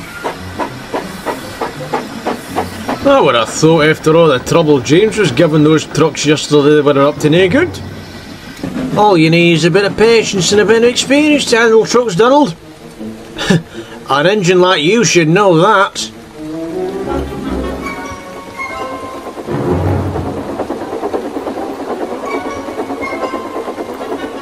James felt ashamed of himself, and later apologised to Edward. "I'm sorry those trucks caused you bother, Edward. I shouldn't have been so rough with them before." "Just be glad it was me who was pulling them today, not you," said Edward firmly. "I hope it will teach you to be more careful and a lot more respectful towards trucks in future, James. A little respect goes a long way. That's why I don't have any trouble with them." "I'll remember that in future," James sighed meekly. "I only hope I can handle a runaway train half as well as you. You were splendid." "Well, when it comes to trucks, I suppose somewhere along the line you do need a bit of experience," smiled the old engine. "There's one thing I'll advise you about handling trucks properly." "What's that?" "Know your route properly," chuckled Edward. "It might be your only hope of saving the day."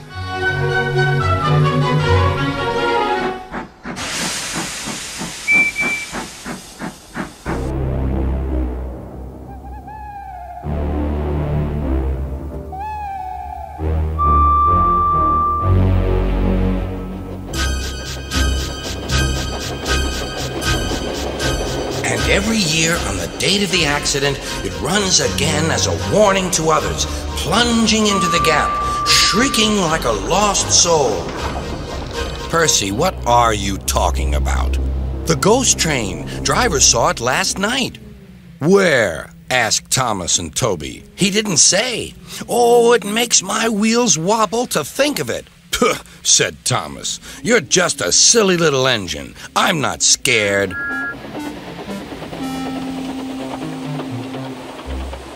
Thomas didn't believe in your ghost, said Percy next morning.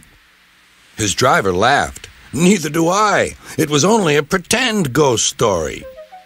Percy was disappointed. That evening he came back from the harbor.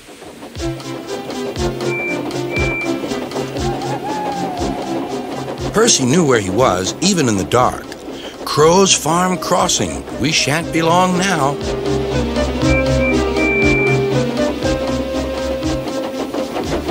He liked running at night. The rails hummed and the signal light shone green.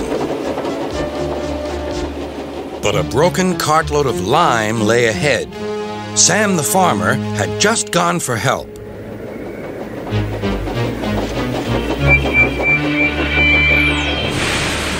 Percy broke the cart to smithereens. Lime flew everywhere.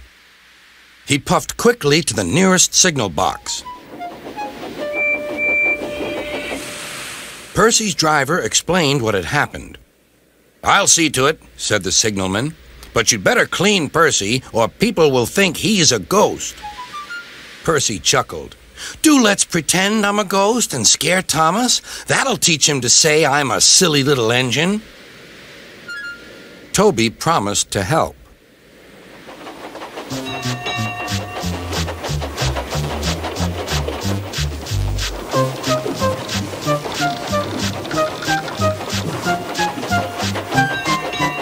Thomas was being oiled up for his evening train. Percy's had an accident, cried Toby. Poor engine, said Thomas. Botheration! That means I'll be late. They've cleared the line for you, but there's something worse. Out with it, Toby. I can't wait all evening. I've just seen something, said Toby. It looked like Percy's ghost. It said it was coming here to warn us. Puh, who cares? Don't be frightened, Toby. I'll take care of you.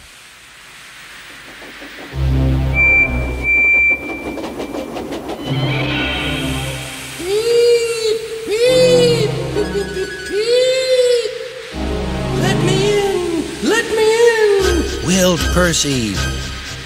No, not by the smoke on my chimney, chim. I'll chuff and I'll puff and I'll break your door in.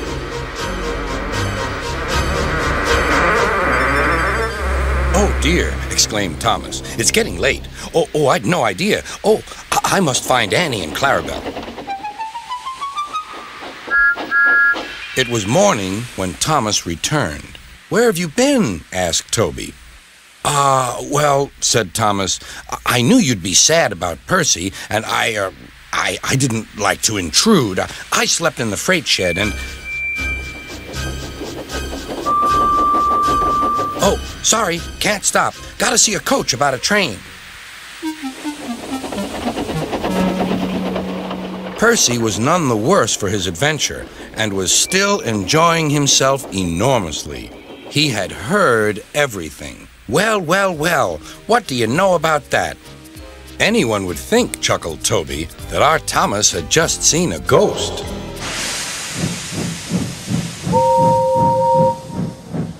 Gordon was feeling grumpy. This was making James cross. Why are you complaining all the time? Because I'm a big blue engine and I know everything. I shall complain whenever I want. You're just a small red engine with ideas above your station. I can't see any, said Percy. Where are they? Any what? Ideas above the station. The sky's empty. Like your smoke box, Percy, laughed James. But Gordon was still grumpy. One day I'll show you just what a big engine can really do. So what can a big engine really do? Not speak to silly little green engines for a start, replied Gordon. Then he puffed away. Later that day, Sir Topham Hatt came to see him. Gordon, you'll be making one stop today with an empty express to test our new station. You can make up time afterwards. Why can't Henry do it? He likes idling in stations. You will do as you are told. So Gordon did. But he was still unhappy, and he grew sick too. I just can't get up to speed, he moaned. It's time for your visit to the works. Your pipes are clogged, said the fireman. At last, they approached the new station. Gordon was impressed, but his mood soon changed. In front of him was a blank wall and huge buffers. What a boring view! Important engines like me should have a panoramic view, where I can see people and people can see me! And he wheezed angrily. Gordon was happy when it was time to leave. Now you can really enjoy your run as long as your pipes will let you, said his driver. Come on! I can go faster than this, huffed Gordon. Sick me never!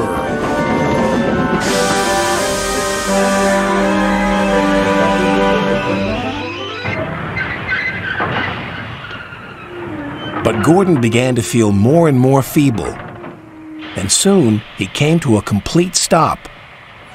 What happened?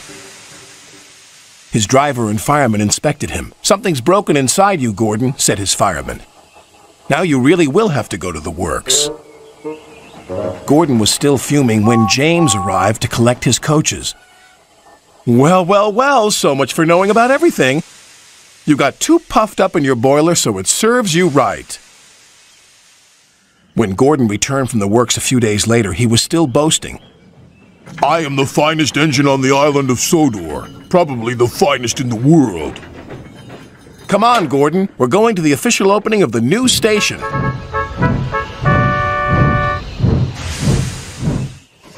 Then there was trouble. As Gordon approached the new station, neither the driver nor fireman could apply his brakes. Something had jammed. The driver reduced steam, but Gordon was still going too fast.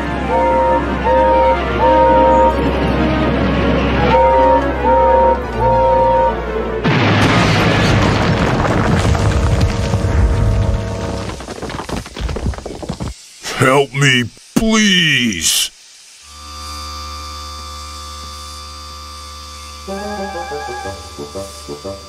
Well, Gordon, said Sir Topham Hatt, I knew you wanted a panoramic view, but this is not the way to achieve it. Yes, sir. Sorry, sir.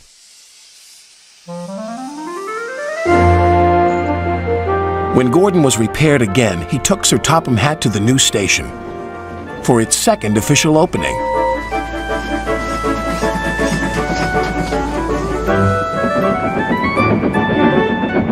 This time he arrived safely, and everyone clapped and cheered as he pulled in. Sir Topham Hatt spoke to him. Your panoramic view is here to stay. I trust you will always see through it from the safety of your own rails. Gordon heartily agreed.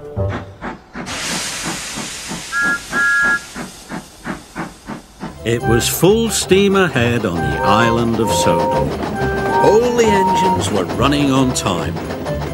They wanted to finish their work quickly because tonight was Halloween. The engines loved seeing the children in their Halloween costumes. And the engines loved to hear tales of ghostly engines and scary steam trains. That evening, the Fat Controller came to Tidmouth Sheds.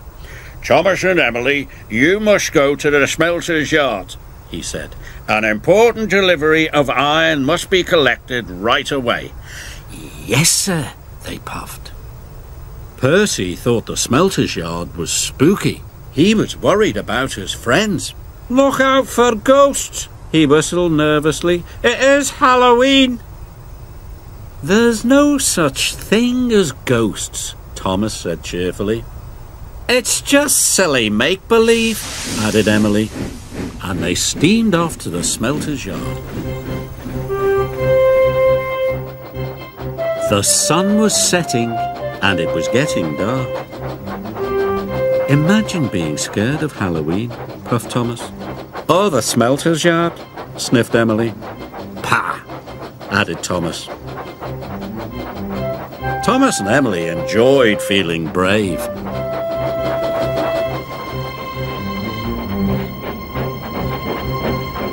But when they got to the smelter's yard, it was very spooky. "Oh my," whispered Emily. "Oh dear," hissed Thomas. They puffed slowly through the piles of jagged steel and twisted scrap. The air grew hotter, and smoke grew thicker. Harry and Bert were lurking nearby. The two Diesels saw the chance to scare a couple of steamies. When Thomas and Emily rolled by, they moaned and groaned. It sounded spooky. "What was that?" snapped Emily. "You said there was no such thing as ghosts." "Silly make-believe, you said," gasped Thomas. Suddenly, a truck began to shudder and shake. "Cinders and ashes!" cried Thomas. "Help!" wailed Emily. "It's a ghost! Let's get away from here!" They didn't know Harry and Bert had been bumping the flatbed's buffers. The two naughty Diesels were having great fun. Thomas and Emily pulled up to the smelting shed. They gasped at the ghostly shadows and fizzing sparks. Their wheels felt as if they were frozen, but they had to go inside. "I hope the ghost hasn't gone in there," quaked Thomas. "Me too," quivered Emily. And they both rolled slowly into the smelting shed.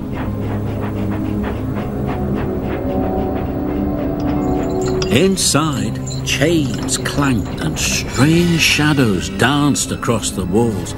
"Must be brave, Thomas puffed. But it was spooky. Emily was turning round, ready to shunt some trucks.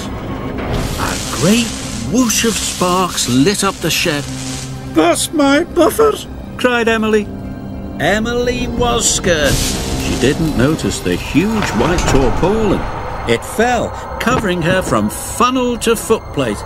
The ghost! It's got me! She steamed away as fast as her pistons could pump. Thomas thought Emily was the ghost, and he raced out of the smelting shed. The ghost is after me! Cried Thomas. Harry and Bert thought Emily was the ghost too, and they raced away. Thomas was right behind them, and Emily was right behind Thomas.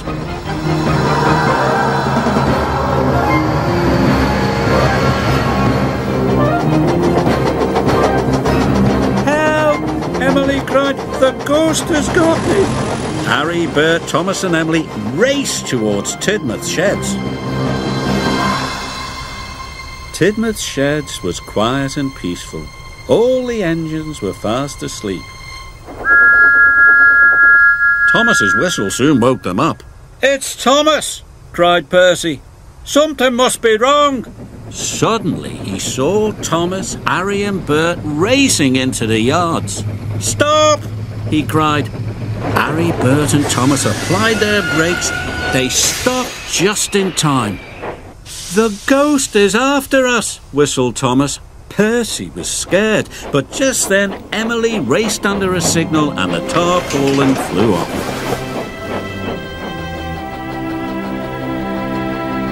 That's no ghost, said Percy. That's Emily. The engines didn't feel scared anymore, but they did feel foolish.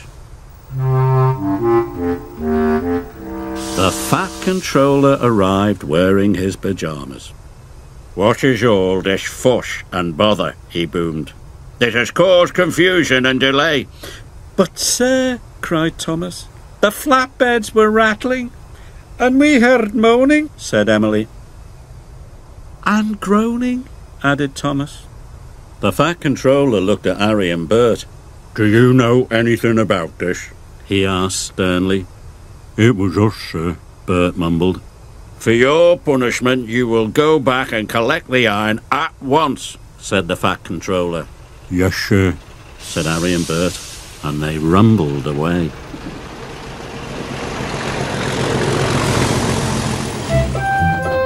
Whenever Thomas and Emily went back to the smelter's yard, they knew there was nothing to be scared of. After all, there is no such thing as ghosts. It was all silly make-believe. It was a splendid morning on the island of Sodor. James was feeling very pleased with himself. His red paint gleamed in the sunshine as he sped along the line. He reached the junction just as Percy puffed in with some freight cars. James was surprised to see him. What are you doing here, Percy? You should be at the station by now. I know, sighed Percy. These cars have been troublesome all morning.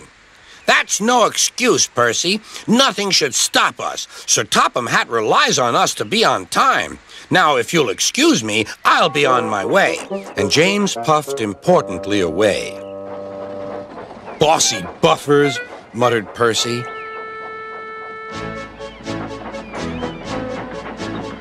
James arrived at the harbor. It was market day. The harbor yard was filled with the sweet smell of fruit from faraway lands. The fruit was delivered in big ships. James watched as strawberries, oranges, melons, and bananas were carefully loaded onto his cars.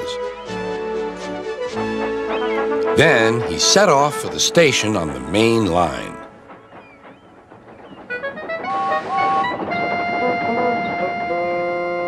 On the way, he met Thomas. Really reliable. That's me, panted James. Pity the same can't be said for Percy. Goodbye. What was all that about? Gasped Annie and Clarabelle. That was trouble. Trouble for James. Just wait and see. Percy was back in the yard and busy shunting. He had the cars in good order and was making up for lost time. But the station master had bad news. What's happened? Asked Percy's driver. James's brakes have jammed. We need Percy's help right away. Percy quickly set off to the rescue.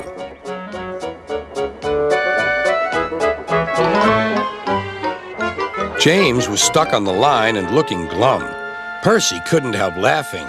Got yourself in a bit of a jam, eh, James? A sticky situation?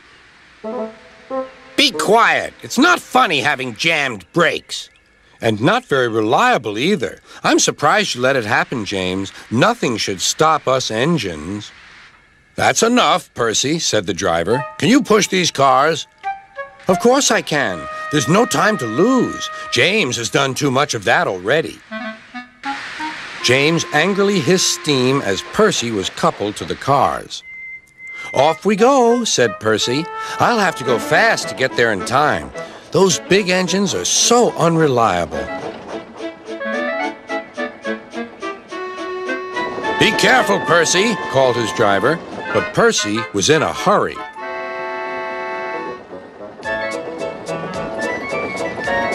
He didn't see that the switch had failed and that he had been diverted into a siding. Look out, Percy, shouted his driver and applied the brakes, but it was too late.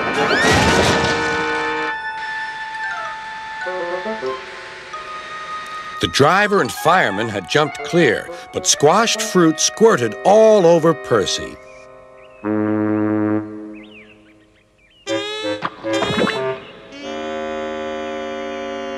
Sir Topham had arrived. Percy, you are not to blame for the switch failure, but I do not run a jam factory. Yes, sir. No, sir. And Percy squelched sadly away. That night, the shed was silent. James and Percy felt very sorry for themselves. At last, Thomas spoke. You know, he said to no engine in particular, there's more than one way to get jammed. We all learned that today. Still, there was silence.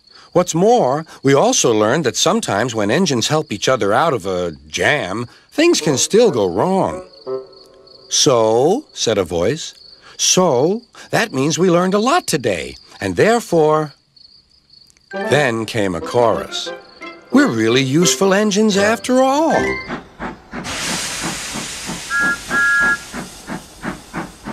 Henry the Green Engine had steaming troubles. Some days he woke up raring to go. Others he felt utterly feeble. His crew tried hard to make him better, but to no avail. Henry usually pulled the first train. Each morning, Thomas brought his coaches to the platform and pushed from behind to help Henry start.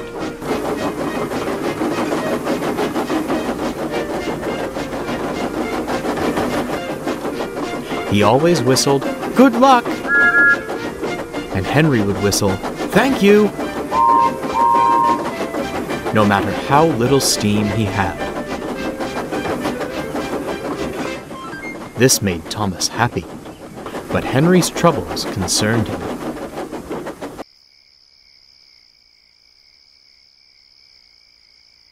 He can't help feeling unwell. The Fat Controller must know that, he confided to Edward. You don't think he'd replace Henry, do you? The Fat Controller always gives engines a fair chance, smiled Edward.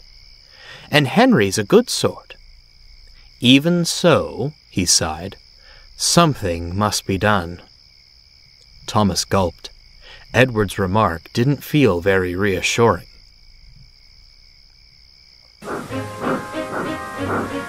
Later, Thomas was shunting when he saw Sir Topham Hatt talking to the station master.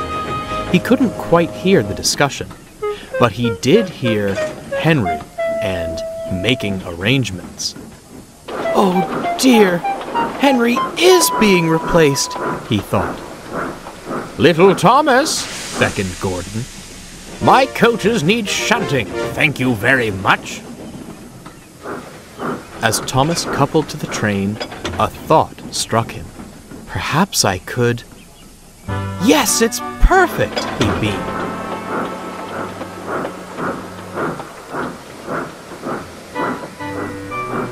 The next morning, he brought Henry's coaches to the platform as usual. Henry soon arrived. and the passengers began to board. Thomas could hear Henry wheezing at the head of the train. "Don't worry, Henry," he smiled. "You'll be all right now." The guard's whistle blew, and Henry started off. Thomas followed smoothly at first, but suddenly jerked forward. Thrown off balance, his crew fell from the cab. By the time they'd picked themselves up, Thomas was steaming away. "What do you think you're doing, you silly engine?" called the driver. Thomas knew exactly what he was doing. He'd remembered Gordon's trick of leaving before he could be uncoupled. This time, he wanted to follow on. "I'm helping Henry," he smirked. Cheeky engine, fussed the coaches. Henry was amazed how easy it felt to pull his train. "That's good, come along, that's good, come along," he sang.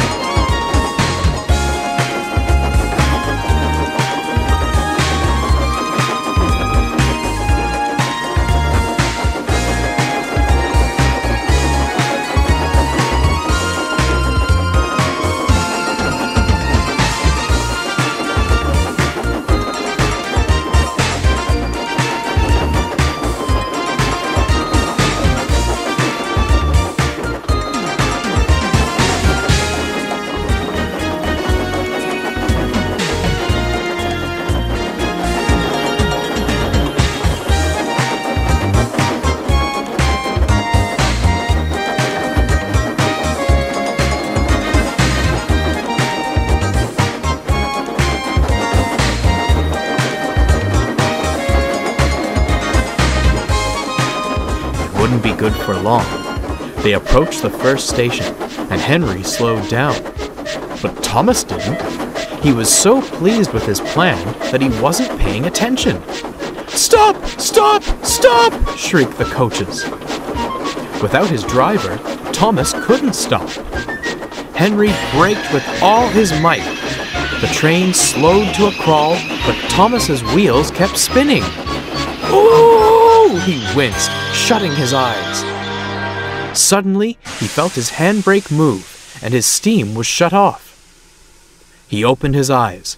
They'd stopped at the platform, with angry passengers swarming around a flustered Henry. "Phew!" sighed Thomas. His relief was short-lived, for stepping out of his cab was Sir Topham Hatt. "I appreciate you helping the train start, but this habit of gallivanting after them must stop, Thomas. You've no business running off down the main line, especially without your driver." "I'm sorry, sir," sighed Thomas, "but I didn't want you to send Henry away." He explained what he'd overheard. "I'm afraid you've let yourself get carried away," chuckled Sir Topham Hatt. "I'm not sending Henry away. I'm rearranging his timetable. If Edward takes the first train, Henry will have more time to build up steam, which should help him greatly." Thomas beamed. He'd never been so relieved to be wrong. "Now, back to the yard with you. I have disgruntled passengers to pacify," finished Sir Topham Hatt. Oh, yes, sir. I'm sorry, sir," blushed Thomas, and he scampered away.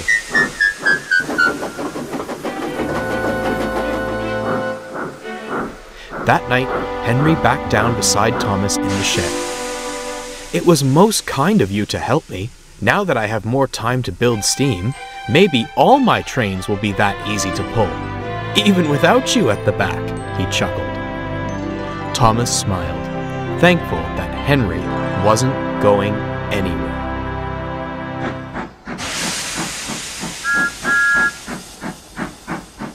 Autumn had come to the island of Sodor. The fields were changing from yellow stubble to brown earth, and a tractor was hard at work as Thomas puffed along.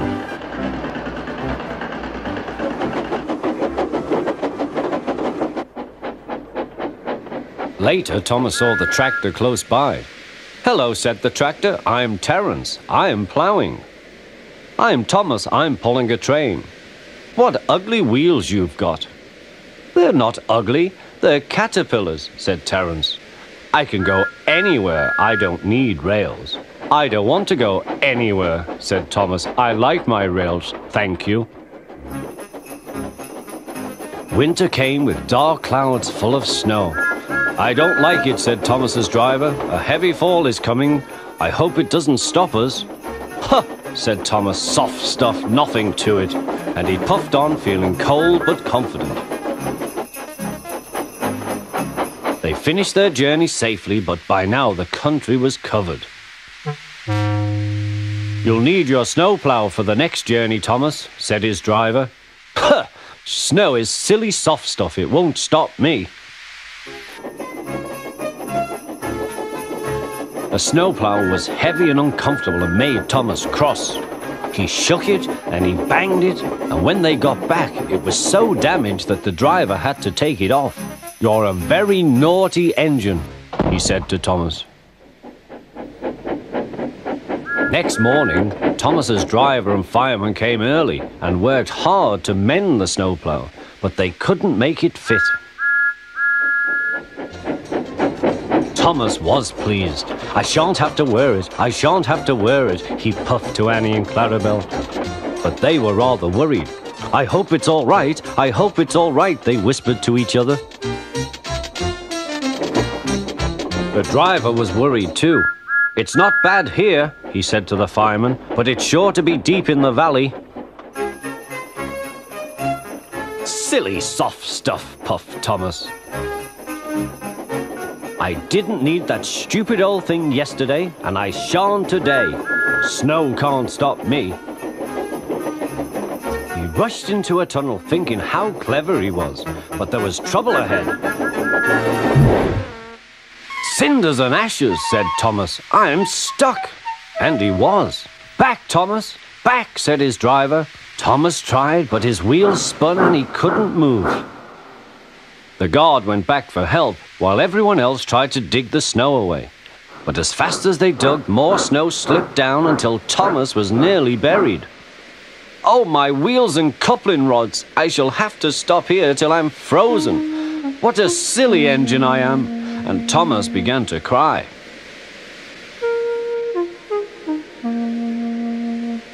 At last a bus came to rescue the passengers. And then, who should come to Thomas's rescue but Terence? Snow never worries him.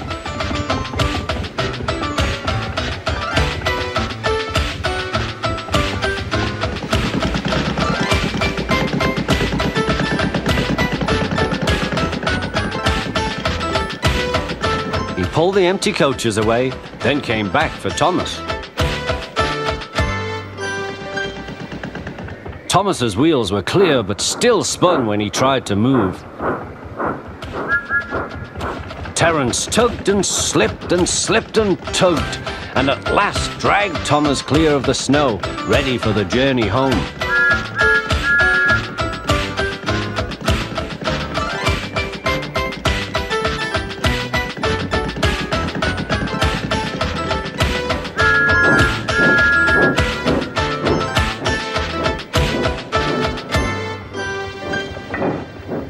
Thank you, Terence. Your caterpillars are splendid, said Thomas.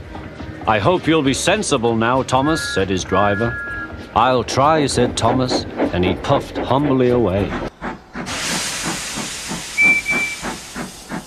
One day, George the steamroller was waiting for Percy to take him to a new workplace. George was being rude to Rheneas and Skarloey. You're just worn-out wheels on worn-out rails. You need rocks for your roads, replied Skarloey, and we're helping you. I need to flatten little engines in the scrapyards, retorted George. Then Percy arrived to take George away. He was still rebelling. Railways are no good. Turn them into roads. The little engines were pleased to see him go. George grumbled all the way to the old branch line. He was going to turn it into a road. When they arrived, George was rude again. Bumpy ride on rotten rails. I'm glad it's over. So am I, said Percy. Ha! Huffed George. Percy was still fuming when he met Thomas. "What's up, Percy?" "It's George. He makes me feel down. Just ignore him," puffed Thomas. George was now enjoying himself. "Ripping up rails," he chortled. "What a life!" "What do you think of this, Thomas?" Thomas took no notice. George felt insulted. "You're a useless blue puffball." But Thomas didn't hear. "I'll show him who's boss." At last, the workmen reached the level crossing. "What shall we do here?" "Tear it up, tarmac it," said George. So they did, but not properly, and George knew it. Later, Thomas was traveling home on the same line. He was pulling freight cars filled with vegetables. The signalman had forgotten to warn his driver about the crossing. "That's nice. We don't need to stop," said Thomas happily. "Yes, we do," called his driver. But it was too late.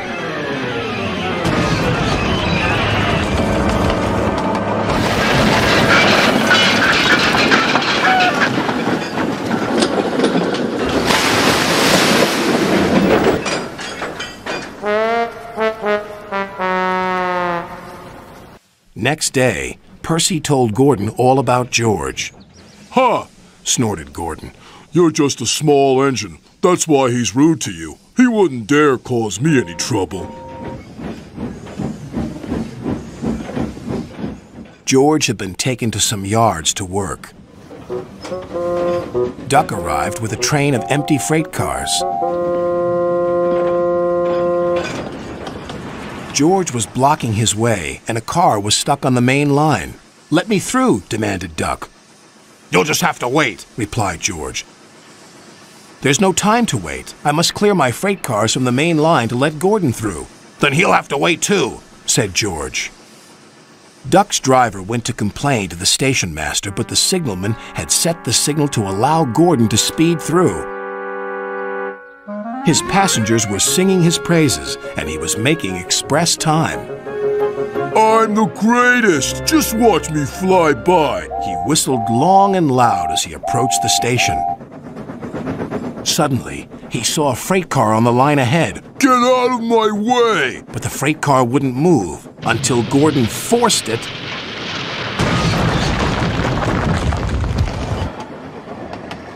by accident.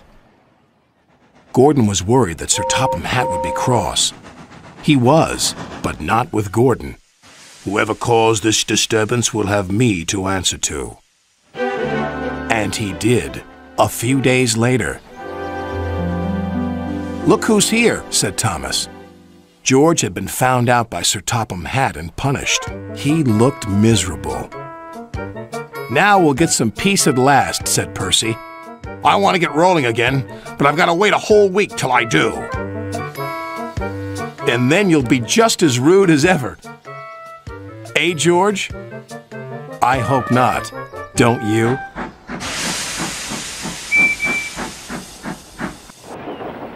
Every summer, the island of Sodor is very busy. Holidaymakers love to sightsee, and when the weather is fine, there is no better place to visit. Some people like to go to the mountains. Others like the valleys. Children love the seaside. One morning, Thomas was puffing along the line that runs by the coast. His two coaches, Annie and Clarabelle, were packed with children going to the beach. Everyone was happy. Percy was taking some freight cars to the harbor. "Hello, Thomas. You look cheerful. I wish I could take children today instead of freight cars." "They're the Vickers Sunday School," explained Thomas. "I'm busy this evening, but the station master says I can ask you to take the children home." "Of course I will," promised Percy. Later, Percy saw Harold. "Sorry, Percy. Can't talk. I'm on high alert." "Why?" "Bad weather's due. My help's always needed." "Mind how you go, Percy." "Huh," huffed Percy. As long as I've got rails to run on, I can go anywhere in any weather anyhow. Goodbye.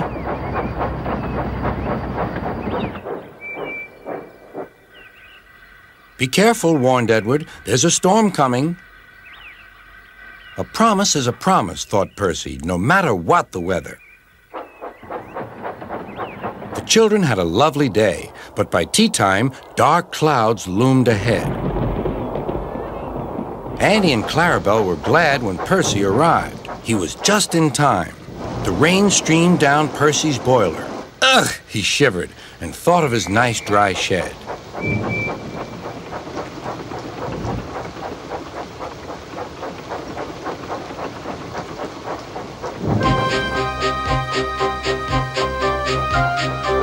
Percy struggled on past coastal villages and into the countryside.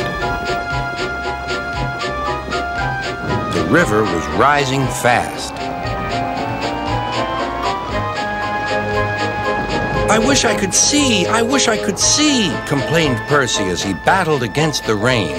More trouble lay ahead.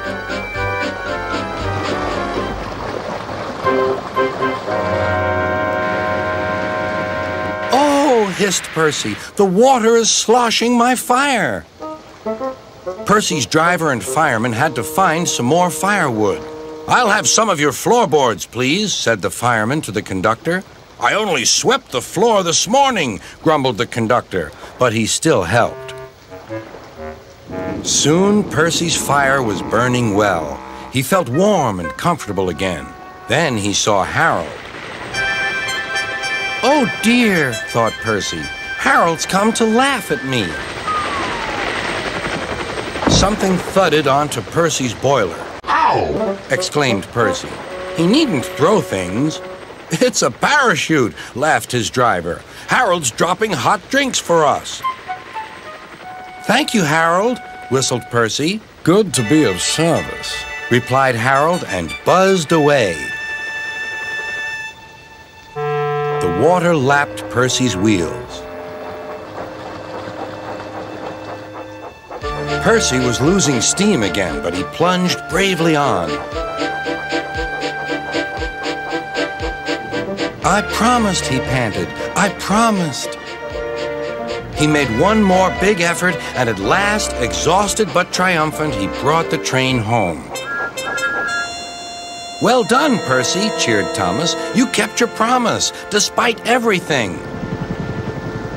Sir Topham had arrived in Harold. First he thanked the men, then Percy.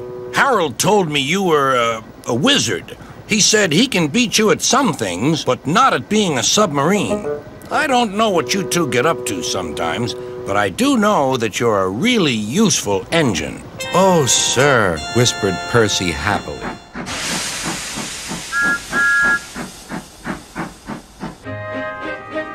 Thomas the tank engine had been working in the coal yards all day. The little blue engine was covered in coal dust. We can't clean you up tonight, Thomas, said his driver. There's a problem with the hose pipe. Bother, said Thomas. A bath would make me feel much better. The others are sure to say I look silly. But the engines were too busy arguing to notice Thomas. James was talking loudest of all.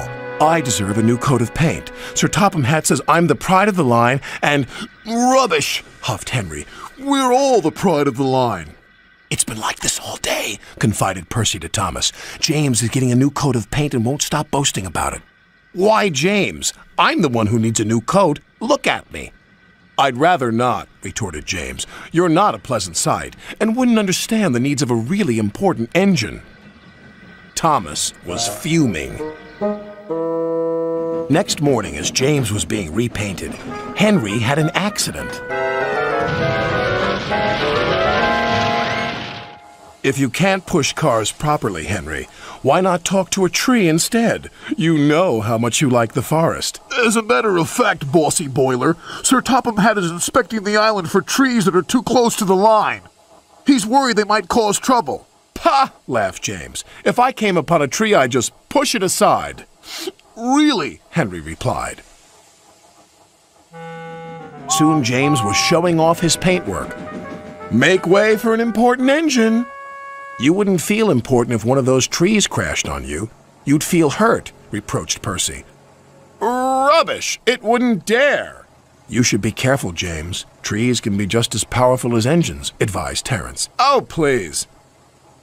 Now, excuse me, Sir Topham Hatt needs me to pull the express. And he huffed away.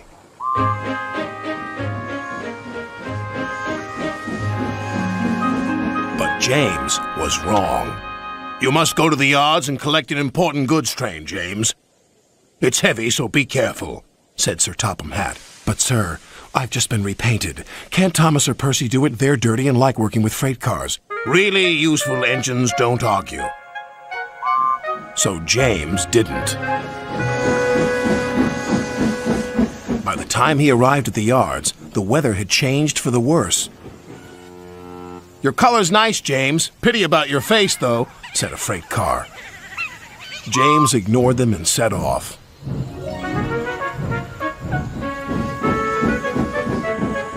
Soon they came to a hill, and his driver knew they were in for a difficult time.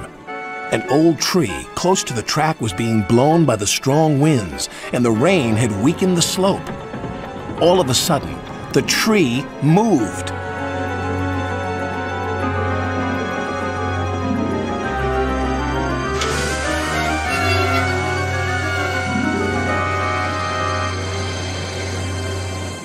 Oh, help! cried James. Go away! But of course, the tree couldn't. James tried to reverse away from the tree, but his train was too heavy. Then he heard a whistle. It's Thomas, called his driver. James felt embarrassed and worried that Thomas would laugh at him, but Thomas didn't. He knew this was no time for teasing. Beep, beep. I'm ready, whistled Thomas. So am I, replied James. As ready as I'll ever be. They were just in time.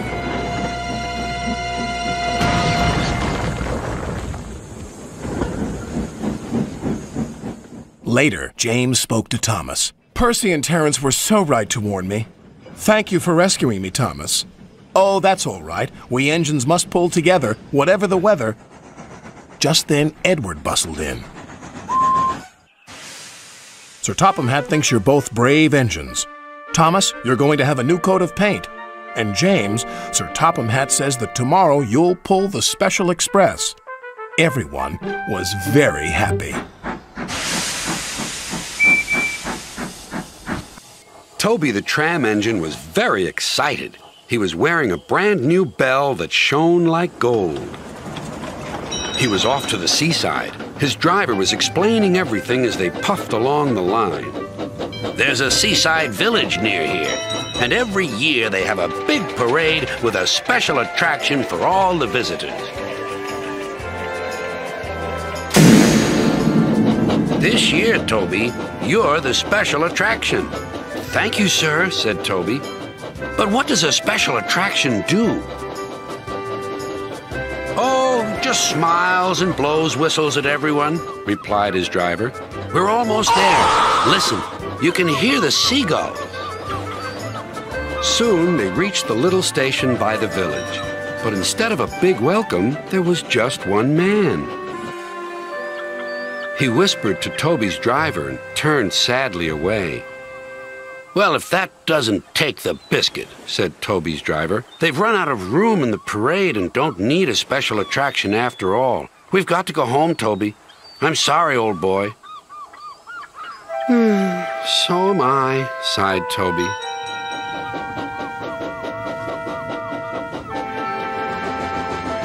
Percy was shunting in the yard. He didn't expect to see Toby. What are you doing back so soon? Before Toby could reply, Sir Topham Hatt arrived. Leave these cars, please, Percy. There's an emergency at the harbor. Come on, Percy, said his driver. This'll be trouble with Bulstrode. Who's Bulstrode? Wondered Percy. He was still surprised about Toby, and now he had two puzzles to sort out. His driver explained. Bulstrode is a disagreeable barge. He never stops complaining. His driver was right about Bulstrode. Today the barge was more bad-tempered than ever. Come on, come on. Why aren't you cars where you should be? There's no engine, and we can only go where we're put, shouted the cars. You're in the wrong place, not us. When Percy arrived, Bulstrode was sulking and the cars were crosser still. Our stone is for Bulstrode. Please put us in a siding so that we can load him up and be rid of him.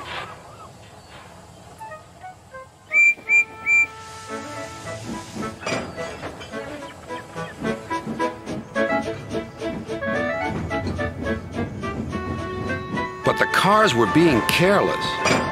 As Percy was lining them up, they burst through some buffers. Help! Help! They wailed.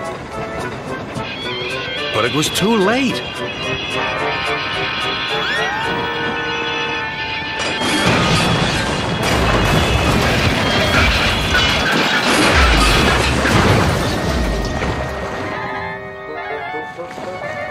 Oh! Cried Bulstrode. I'm sinking! It took a very long time to clear the mess.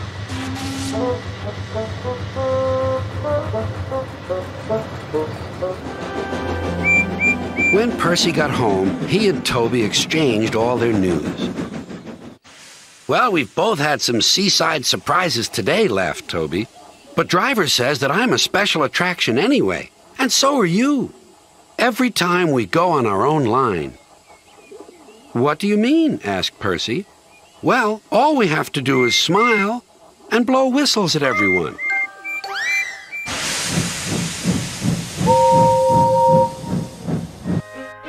Gordon was cross. Why should Henry have a new shape? He grumbled. A shape good enough for me is good enough for him. He goes gallivanting off the crew, leaving us to do his work. It's disgraceful. And there's another thing. Henry whistles too much. No respectable engine ever whistles loudly at stations. It isn't wrong, said Gordon, but we just don't do it. Poor Henry didn't feel happy anymore. Never mind, whispered Percy. I'm glad you're home again. I like your whistling.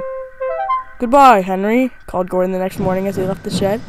We're glad to have you with us again, but be sure to remember what I said about whistling. Later on, Henry took a slow train and presently stopped at Edward Station. Hello, Henry, said Edward. You look splendid. I was pleased to hear your happy whistle yesterday. Thank you, Edward, smiled Henry. Shh, shh. Can you hear something? Edward listened, far away, but getting louder and louder was the sound of an engine's whistle. It sounds like Gordon, said Edward, and it ought to be Gordon. But Gordon never whistled like that. It was Gordon. He came rushing down the hill at a tremendous rate. He didn't look at Henry, and he didn't look at Edward. He was purple in the boiler and whistling fit to burst. He screamed through the station and disappeared. Well, said Edward, looking at Henry. It isn't wrong, chuckled Henry, but we just don't do it. And he told Edward what Gordon had said. Meanwhile, Gordon screeched along the line. People came out of their houses, and there was a very loud noise throughout the city.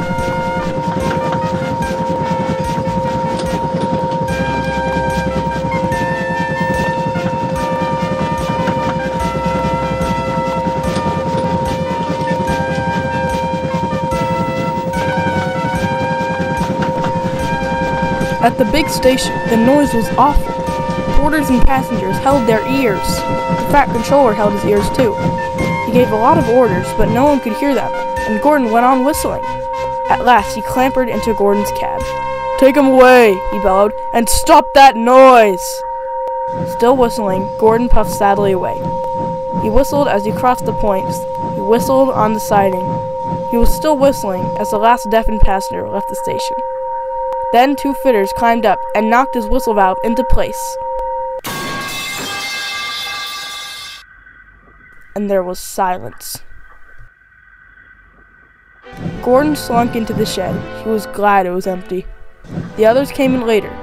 It isn't wrong, remembered Henry to no one in particular, but we just don't do it. No one mentioned whistles.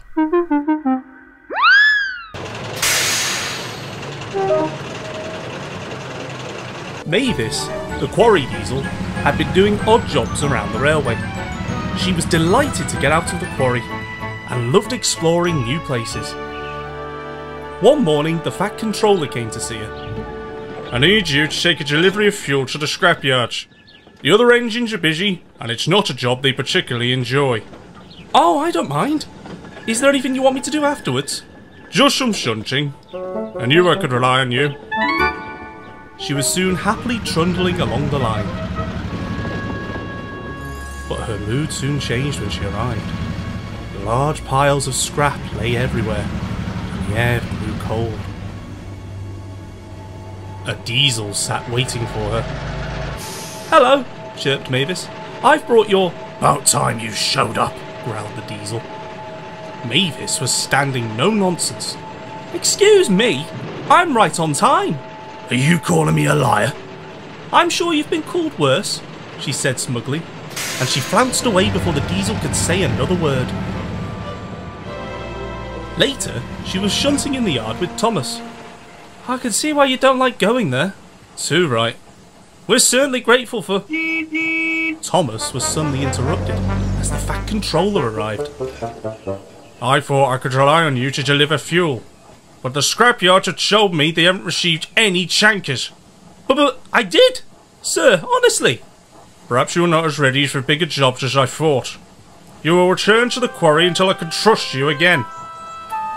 With that, Mavis rolled sadly away. The next day, Thomas was telling Gordon all about Mavis. I'm worried, he said. This isn't like her. Ah, she's only a small engine. She should stay out of the way. You've made mistakes too, said Thomas crossly. Anyway, I've spoken to Driver, and we've got a plan. A plan? Gordon laughed. You can't go gallivanting off. The yard needs sorting. Well, said Thomas, do you remember that alliance we had? Well, let's just say I owe you one. What? Thomas, get back here! That night, Thomas arrived at the scrapyards with a new train of fuel. The diesel smirked when he saw him. Well, well, well. Fuel and another steamer for the scrap heap. You'll look right at home here. But Thomas just smiled. Have a good evening, and he puffed away. I'll have a better one than you. He took the trucks to an old siding at the back of the yard. Next to them were the trucks that Mavis had brought. This is too easy. If I can get one engine into trouble, I can do it again. I beg your pardon. The diesel froze. Standing in the brake van was the Fat Controller. Explain yourself, now. The diesel didn't say a word. He just stared at his buffers. Very well. Return to your shed. I shall deal with you later. It seems I owe Mavis an apology. Please, sir, said Thomas, but I think I have an idea. The next day, the diesel was sent to work at the quarry, whilst Mavis went to the station. Waiting for her were Annie and Clarabelle. We're your passenger train, they chimed. I hope this makes up for my mistake, said the Fat Controller. Oh, thank you, sir. Don't thank me. Thomas here made things right. Well, all in a day's work, Thomas smiled. The guard's whistle blew, and she happily set off.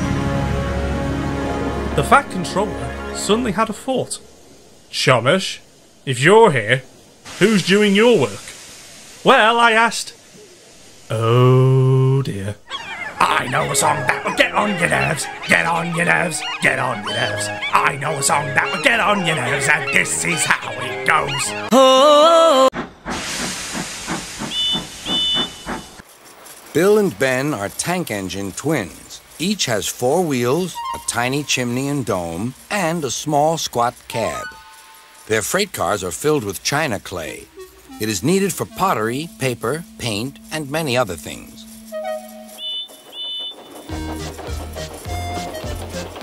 The twins are now kept busy pulling the cars for engines on the main line and for ships in the harbor.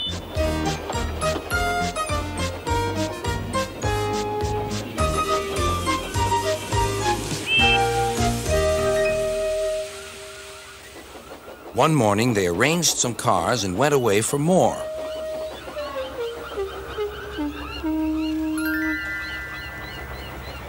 They returned to find them all gone. The twins were most surprised. Their drivers examined a patch of oil. "That's diesel," they said. "It's a waddle?" asked Bill. "A diseasel, I think," replied Ben. "There's a notice about them in our shed. Coughs and sneezels spread diseasels. You had a cough in your smoke box yesterday. It's your fault the diseasel came." "It isn't. It is." "Stop arguing, you two," laughed their drivers. "Let's go and rescue our freight cars." Bill and Ben were horrified. "But the diseasel will magic us away like the freight cars." "He won't magic us," replied their drivers. "We'll more likely magic him." "Listen, he doesn't know you're twins, so we'll take away your names and numbers, and then this is what we'll do." Puffing hard, the twins set off on their journey to find the diesel.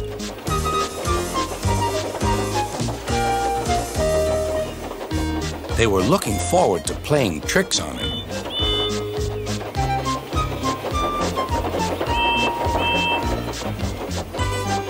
Creeping into the yard, they found the diesel on a siding with the missing cars. Ben hid behind, but Bill went boldly alongside.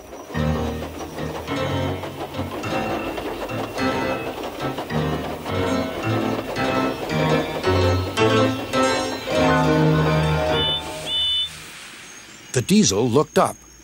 "Do you mind?" "Yes," said Bill, "I do. I want my cars back." "These are mine," said the diesel. "Go away." Bill pretended not to be frightened. "You're a big bully," he whimpered. "You'll be sorry." He ran back and hid behind the cars on the other side. Ben now came forward. "Car stealer?" hissed Ben. He ran away too. Bill took his place.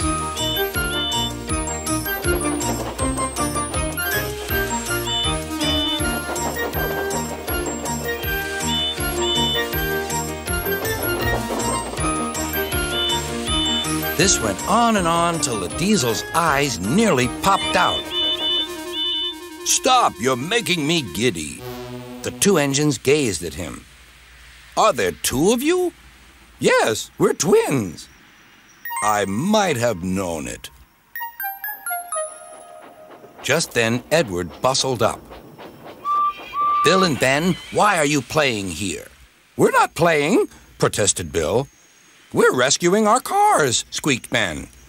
"Even you don't take our cars without asking, but this diseasel did." "There's no cause to be rude," said Edward severely. "This engine is a Metropolitan Vickers diesel-electric Type 2. The twins were most impressed. "We're sorry, Mr. "Never mind," the diesel smiled. "Call me Boko. I'm sorry I didn't understand about the cars." "That's all right then," said Edward. "Now off you go, Bill and Ben. Fetch Boko's cars, then you take this lot." "There's no real harm in them," he said to Boko, "but they're maddening at times." Boko chuckled. "Maddening," he said, "is the word."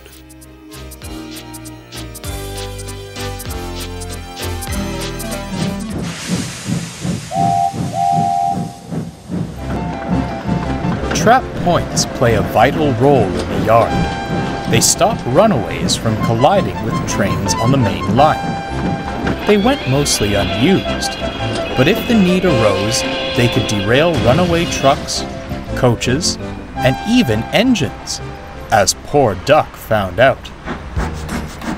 Duck had been working with a trainee driver. He was keen to learn, and not just about driving the engines. He was eager for his tea break, which was really a chance to shadow the station master.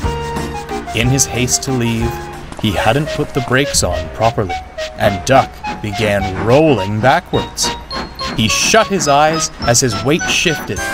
His wheels left the rails, and he came to a halt. Duck was thankful the trap points had done their job, but he was less thankful for the engine that came to his rescue. If this is the Great Western Way, color me unimpressed, huffed Fergus. It wasn't my fault, scowled Duck. Anyhow, it could have been much worse if not for the trap points. If you'd been doing it right, retorted Fergus, you wouldn't have needed trap points. They're just an excuse for your blunders. Duck was furious. Where does he get off with that do-it-right nonsense? That's the pot calling the kettle black if I ever heard it, chuckled Donald. What do you mean? Asked Duck. You have to admit, replied Douglas, it's not a far cry from your blither about the Great Western Way. The Great Western Way, huffed Duck, is about common sense. Fergus's way is nothing but dangerous perfectionism. He never approves of anyone's work but his own. The twins couldn't argue with that. Fergus certainly wasn't easy to please. Duck was hard at work for several days afterwards. The driver wanted to make up for his mistake. Duck wanted to show Fergus a thing or two. This was easier said than done. A bit smoother when buffering up to those trucks, Fergus called from across the yard. Do it right. Duck took no notice and started off towards the station. Later, Duck's driver took another tea break, this time to watch the yard signalman. Fergus was shunting close by. The driver watched as levers were pulled, points were changed, and Fergus rolled smoothly towards the trucks. That's right, Fergus smiled proudly. The driver noticed a lever that seemed to be untouched. What does this do? He asked, grabbing hold and giving a pull. Don't touch that! Cried the signalman. It's... Everything happened at once. Fergus was backing out of the siding with some vans when he swerved suddenly. Oh! He cried. Stop! The vans, cross over Fergus's treatment of Duck, saw their chance. Go on! They cried, and pushed him along, right off the rails. Ouch! He cried, as the vans howled with laughter. Though trap points are normally worked by powerful springs, they can be operated by the signalman if necessary. The driver had done just that, and sent poor Fergus off the rails. Oops, he blushed. Out! The driver got back to Duck just as the yard manager arrived. Get steam up as quick as you can. That goods train is due out soon and needs sorting. What about Fergus? Asked Duck. Oh, leave him where he is. We'll deal with him later, replied the yard manager. Duck set to work at once. The driver was extra careful, and they worked quickly to sort out the train. He said nothing as he left for the station. Fergus felt foolish laying by the line side. Other engines laughed as they passed. He certainly didn't feel he was doing it right anymore. Eventually, efforts began to get Fergus back on the rails. Duck stood nearby, ready to help. Is that you, Fergus? I am surprised. I thought trap points were just excuses for slipping up, but you'd never do that. I'm sorry, blushed Fergus. I suppose we can't always prevent our little, incidents. Never mind, smiled Duck. If you ask me, admitting you were wrong is very Great Western. The two engines chuckled as Fergus was brought safely back onto the rails. Both are now firm friends. Duck's new driver decided learning other aspects of the railway was too distracting. He became a good driver, and there were no further trap point mishaps. Fergus gives a hearty whistle whenever he sees Duck in the yard, and there was no more talk of doing it right. At least, not to the Great Western engine. Signal boxes and tenders don't mix, called Fergus. Do it right. Och, aye, fumed Donald. Duck just had to laugh. Summer had been keeping all the engines of Sodor busy, everywhere from pulling passengers to hauling freight. The summer season was arguably one of the busiest seasons on the island. As if the summer heat wasn't enough, people on the island were experiencing another problem: webs. Garden spiders had increased dramatically that year, and left webs all over people's yards that they would run into. Everywhere they went was webs, webs, webs. Driver says the webs are getting worse this year, said. They are a real pain in the butt, he says. From what I know, Edward interjected, the spiders come out during the summer because it's warm and there's plenty of water. Stupid things, exclaimed Percy. Keep them away from the rails. The last thing I want are webs in my way. I sure hope that doesn't happen, said Doug softly. Unfortunately, the engine's hopes didn't come true. Percy was pulling a goods train through the tunnel on Thomas's branch line when... Ah! Cried Percy. Something is stuck on me! When they arrived at the next station, they found out what it was. A web! Exclaimed his driver. There must have been a big one in the tunnel. Bother! Exclaimed Percy. It's very sticky and uncomfortable. That night, Percy complained about it to everyone in the sheds. So much so that they all grew tired. Gordon grew impatient. There's one thing you and spiders have in common, then. What? Asked Percy. You're both itsy-bitsy and annoying. Now leave me alone so I can sleep. Percy grumbled to himself as Gordon shut his eyes. Itsy-bitsy indeed. The next morning, the driver and fireman had gotten Percy fired up and full of steam and opened the regulator. He was ready for the day when he felt a weird tickling feeling. It came from his buffer and up to his face. There, to Percy's horror, was a spider, sitting right on his nose. Ah! Help! Help! Cried Percy as he then jolted forward, knocking the crew out from his cab. With no driver or fireman, Percy slowly crept forward and out of the shed, and couldn't stop.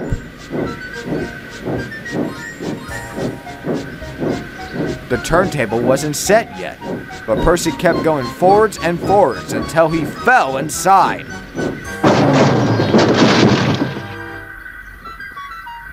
He and the turntable were stuck, but that didn't bother him the most. What bothered him was the spider stayed, up until it started using Percy and the turntable to make its nice little new web.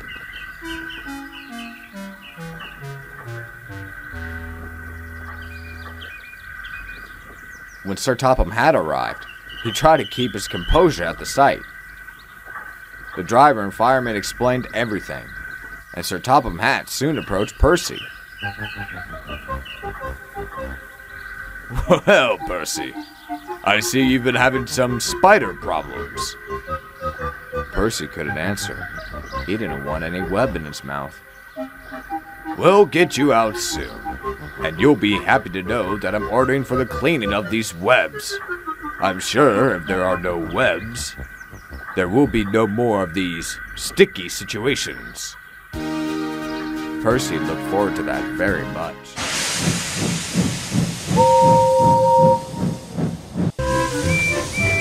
Respect for Gordon. The engines of the Sodor Railway were always busy. Thomas puffed to the beaches with happy vacationers. And Gordon proudly pulled the express. Gordon thought he was the strongest, fastest, and cleanest engine on the whole of the railway.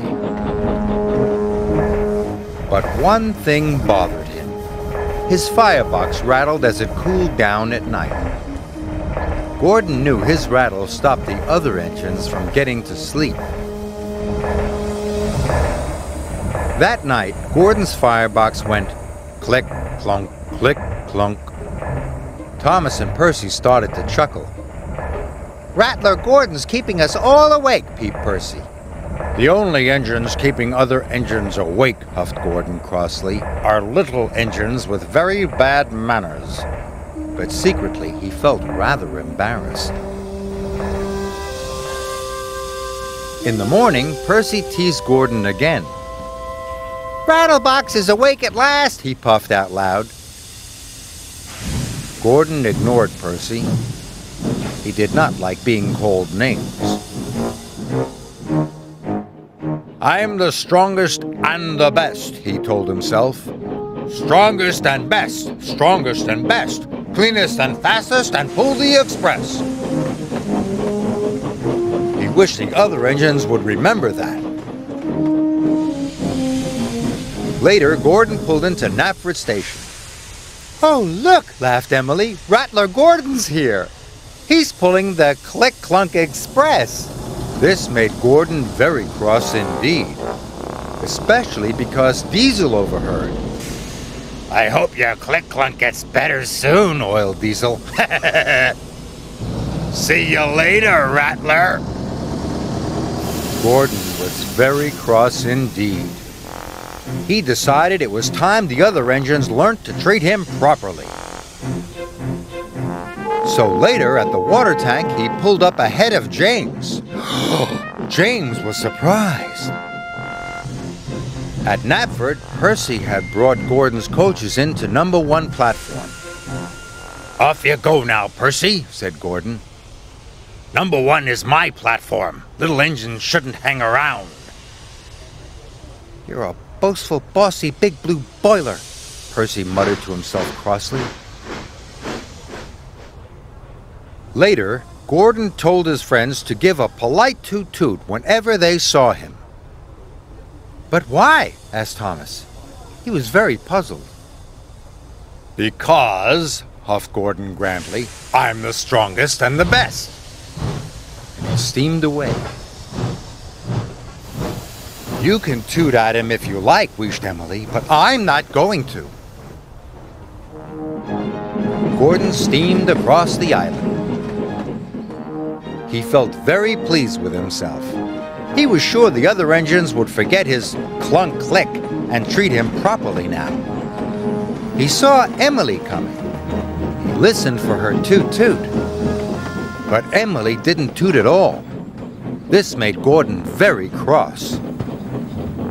He was so cross that he didn't see the signal telling him to stop. And he didn't see the goods train ahead until it was too late.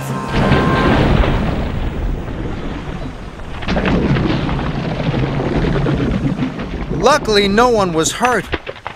But Gordon came off the rails and he was covered in gooey red jelly.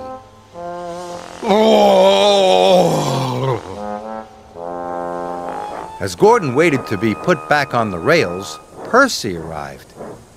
"Hello, Gordon," peeped Percy. "I see you're not the cleanest engine anymore."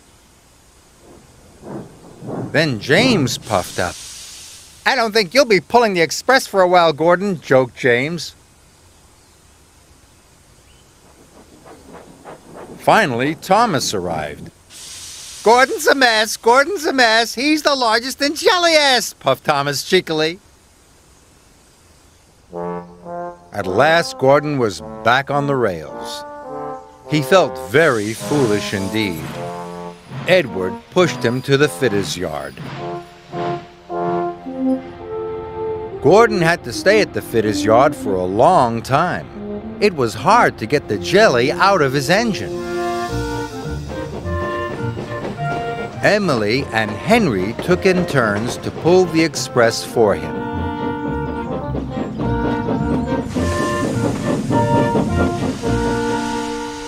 One evening at Tidmouth Sheds, Henry huffed, "It's hard work pulling the express."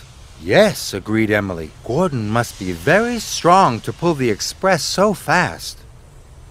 I miss Gordon, Pete Percy. I miss having his rattle to go to sleep by. Gordon knew the other engines were pulling the express for him. Thank goodness for Emily and Henry, he thought. I'm sure they're doing a very good job. Finally, Gordon was as good as new. The fitters had even managed to fix the rattle in his firebox. That evening, Gordon had something to say. Is it about being fastest and the best? Teased James. Not at all, puffed Gordon. I know my rattle kept you awake at night, and I'm sorry. And I was also silly about the toot-toots. I realize now that engines toot-toot other engines because they work hard and deserve it, not because they ask for it. But we think you do deserve it, Gordon, said Thomas, because you work hard and you are a really useful engine. All the other engines agreed. Now all the engines greet each other with a cheerful toot-toot for all the hard work they do on Sir Topham Hatt's railway.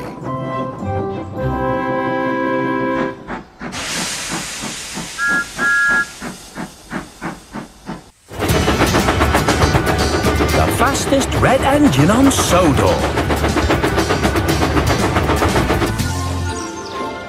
Oh.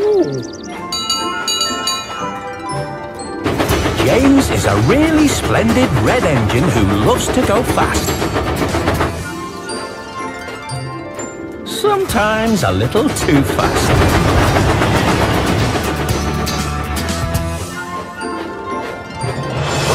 James! Out of the way, Toby! Hello, Knapford! Here's James! Oh. Hey, Emily. Hello, James. Oh, mind your speed, James, and stop showing off. Huh. He's right, James. Stopping sharply like that is bad for your brakes. I can't help being fast, Emily. Don't forget that time your wooden brake blocks caught fire. Yes, I remember all that. But I got rid of my wooden brake blocks, and I was painted red. So good things came out of that accident, and I don't have brake problems anymore. You might have problems again if you carry on like this. I have to brake sharply sometimes, Emily. I'm the fastest red engine on Sodor. Fastest red engine on Sodor, are you? What about Rosie? Ha! Rosie's not fast. And she's not red either. She's more of a movie lilac. She's red now. I just saw her today. Rosie is red? Red? Like me red? James red? Splendid red? Are you teasing me? Thomas?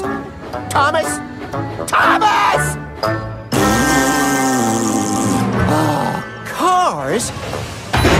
Why do I have to pull cars? I'm too splendid for cars.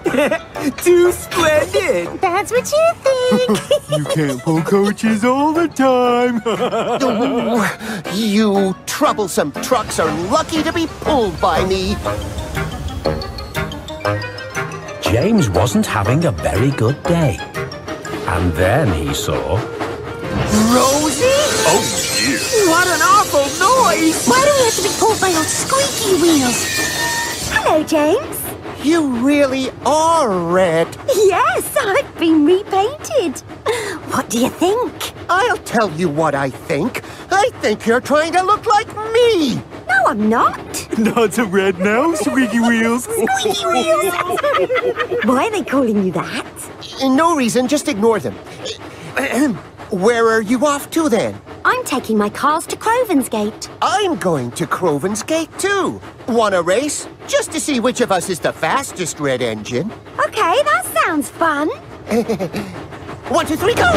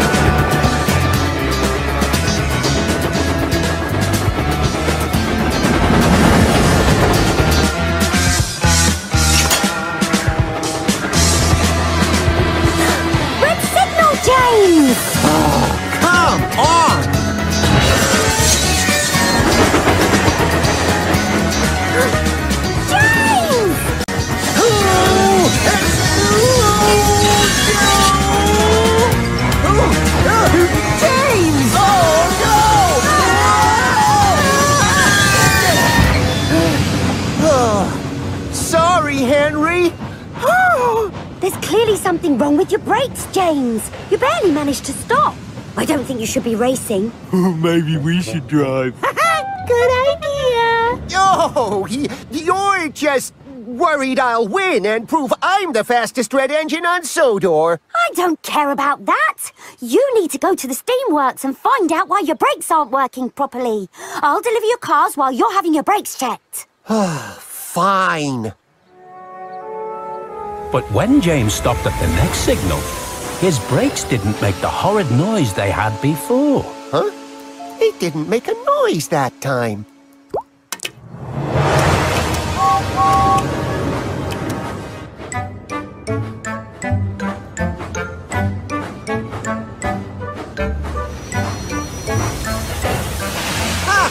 It wasn't my brakes after all. It was the troublesome trucks pushing me like they always do.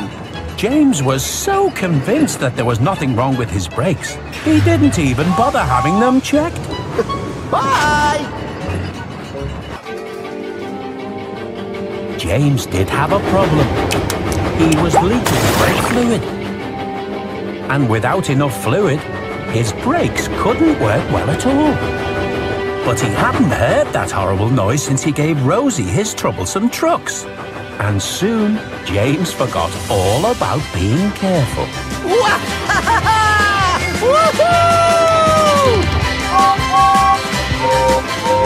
And then there was trouble. Oh no! Oh no! I can't stop!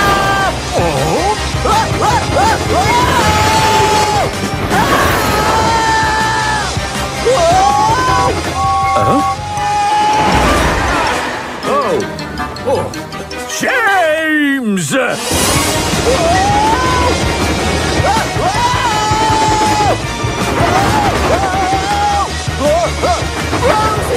Help!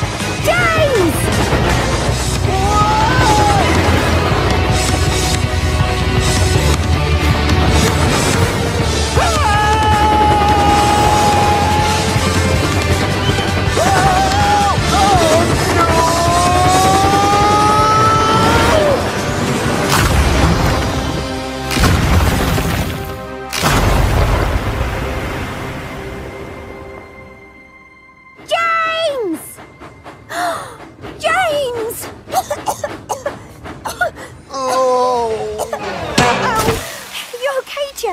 I think so. How's my paint looking? I'm really in trouble now. You can say that again, James. I've told you many times about showing off and rushing about. And now, you've ruined the shed. But, sir, James has had problems with his brakes all day. He was trying to be careful. He even went to the steamworks to have them fixed. You did go to the steamworks, didn't you, James? I did go, but I thought the problem had stopped, so I didn't wait to get fixed. Oh, honestly, James, it would have been better to fix your brakes when you had a small problem before it turned into a much bigger one. I'm sorry, sir. Sorry, Rosie. I should have known another red engine would give good advice. At least you proved one thing today, James. For a while there. You really were the fastest red engine on Sodor.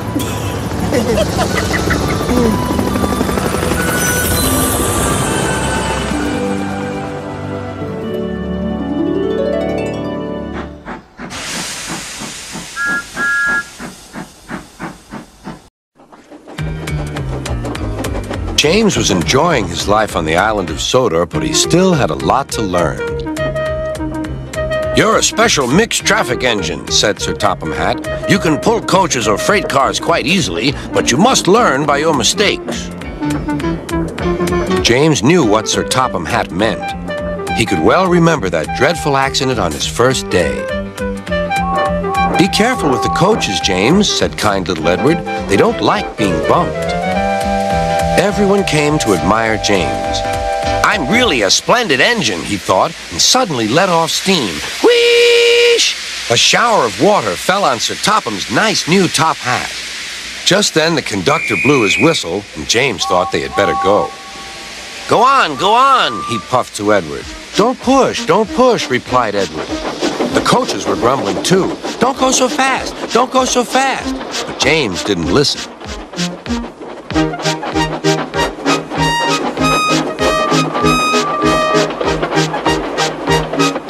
When at last they stopped at the next station, 2 coaches were beyond the platform. They had to go back to let the passengers out. But no one seemed to know about Sir Topham's new hat, so James felt happier. Presently, they came to the station where Thomas was waiting with his 2 coaches. "Hello, James," said Thomas. "Feeling better? That's good." "Oh, that's my conductor's whistle. I must go. I don't know what Sir Topham Hatt would do without me to run this branch line." And he puffed off importantly. Edward and James passed the field where James had had his accident. The fence was mended and the cows were back again.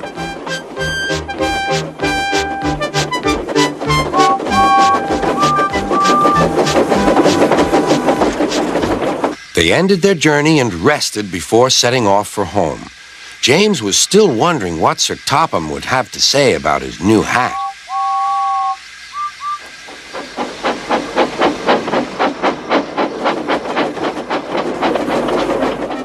Next morning, he spoke severely to James. "If you can't behave, I shall take away your red coat and have you painted blue." James didn't like that at all.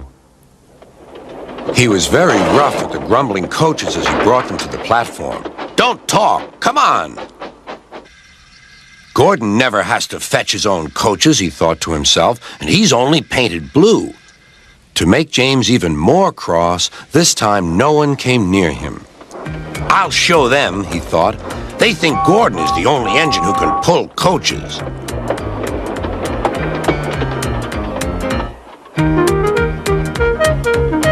"Hurry, hurry, hurry," puffed James. "You're going too fast, you're going too fast," replied the coaches. James laughed and tried to go faster, but the coaches wouldn't let him. "We're going to stop, we're going to stop."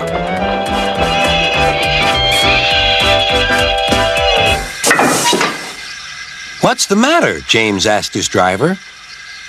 "The brakes are on. Leak in the pipe, most likely. You've banged the coaches enough to make a leak in anything." "How shall we mend it?" said the conductor. "We'll do it with newspaper and a leather bootlace," replied the driver. "Well, where is the bootlace coming from?" asked the conductor. "Ask the passengers," said the driver. "You have a leather bootlace there," said the conductor to a smartly dressed man. "Please give it to me." "I won't." "Then I'm afraid the train will just stop where it is." The passengers all said what a bad railway it was. Then they told the man how bad he was instead. Everyone was very cross. At last he handed his laces over.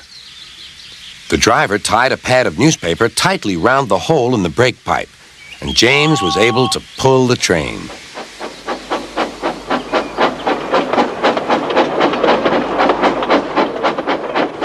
But he was a sadder and wiser James and took care never to bump coaches again. One winter evening, Henry's driver said, "We'll be out early tomorrow. We've got to take the Flying Kipper. Don't tell Gordon, but I think if we pull the Kipper nicely, Sir Topham Hatt will let us pull the Express. The special coal they gave you is working well." "Hooray!" cried Henry. "That will be lovely."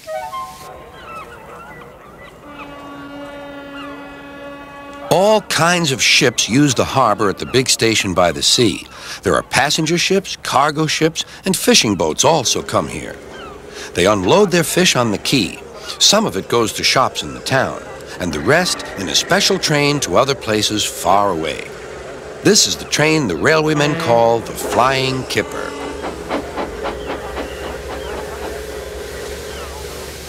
Henry was ready at 5 o'clock. There was snow and frost. Men hustled and shouted, loading up the crates of fish. The last door banged, the guard showed his green lamp, and the Flying Kipper was ready to go.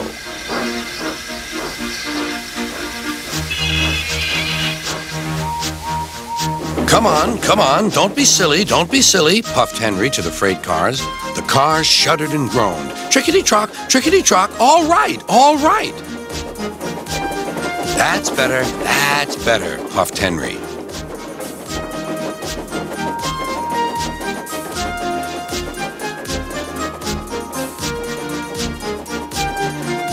Clouds of smoke and steam poured from his funnel into the cold air, and the fire's light shone brightly. Hurry, panted Henry.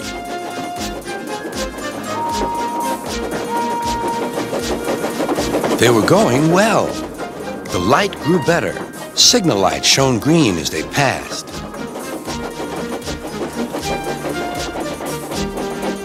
Then a yellow signal appeared ahead. His driver prepared to stop, but the home signal was down. All clear, Henry. Away we go. They couldn't know the switches from the main line to a siding were frozen, and the home signal should have been set at danger, but snow had forced it down. A freight train was waiting in the siding to let the flying kipper pass, and the driver and fireman were drinking cocoa in the caboose. The kipper is due, said the conductor. Who cares, said the fireman. This is good cocoa. The driver got up. Come on, fireman, back to our engine. They got out just in time.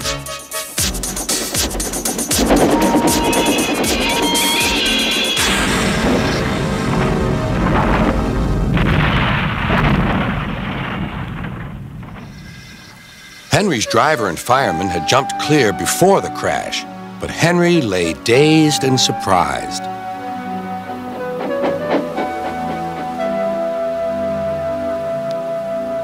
Sir Topham Hatt came to see him. The signal was down, sir, said Henry. Cheer up, Henry. It wasn't your fault. Ice and snow caused the accident. I'm sending you to Crewe, a fine place for sick engines. They'll give you a new shape and a larger firebox. You'll feel a different engine, and you won't need special coal anymore. Won't that be nice? Yes, sir, said Henry, doubtfully.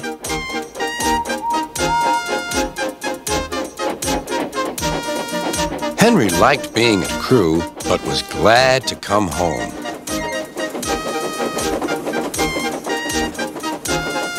A crowd of people waited to see him arrive in his new shape. He looked so splendid and strong that they gave him 3 cheers. Beep, beep, he whistled. Thank you very much. I'm sorry to say that a lot of little children are often late for school because they wait to see Henry go by. They often see him pulling the express. He does it so well that Gordon is jealous. But that's another story.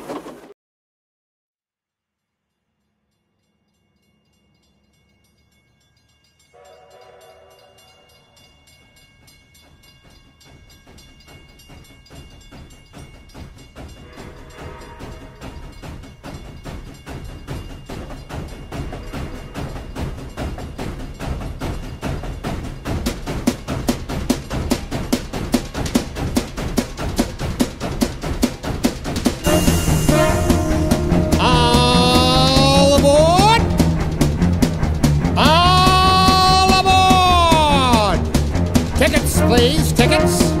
Well, you're coming? Magic carpet on a wheel. Never takes a rest. Flying through the mountains and the snow. You can ride for free.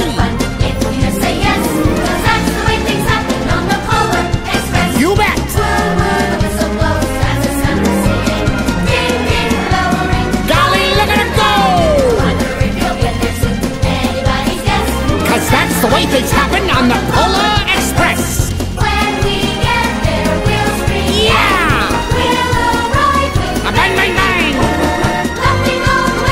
It's a choo-choo with a stunning view that rivals all the best, but you won't ever see it advertised.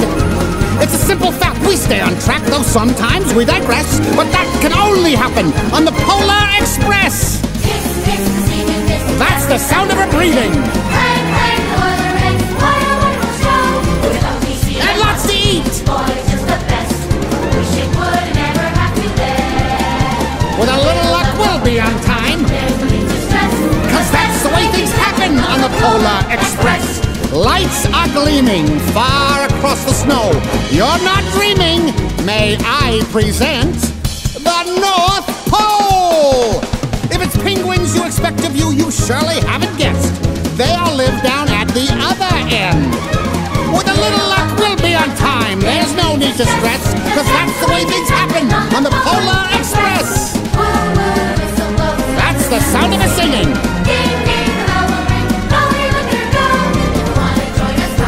I'll check my manifest.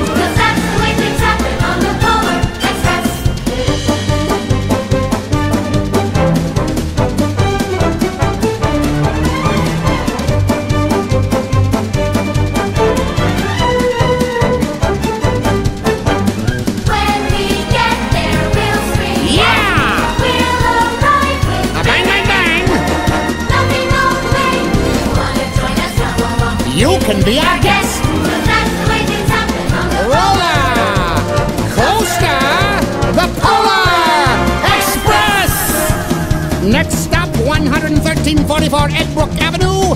Next stop, 11344 Edbrook Avenue. That is not a toy, young man. Young man, that is not a toy. Take your seats, please. Take your seats.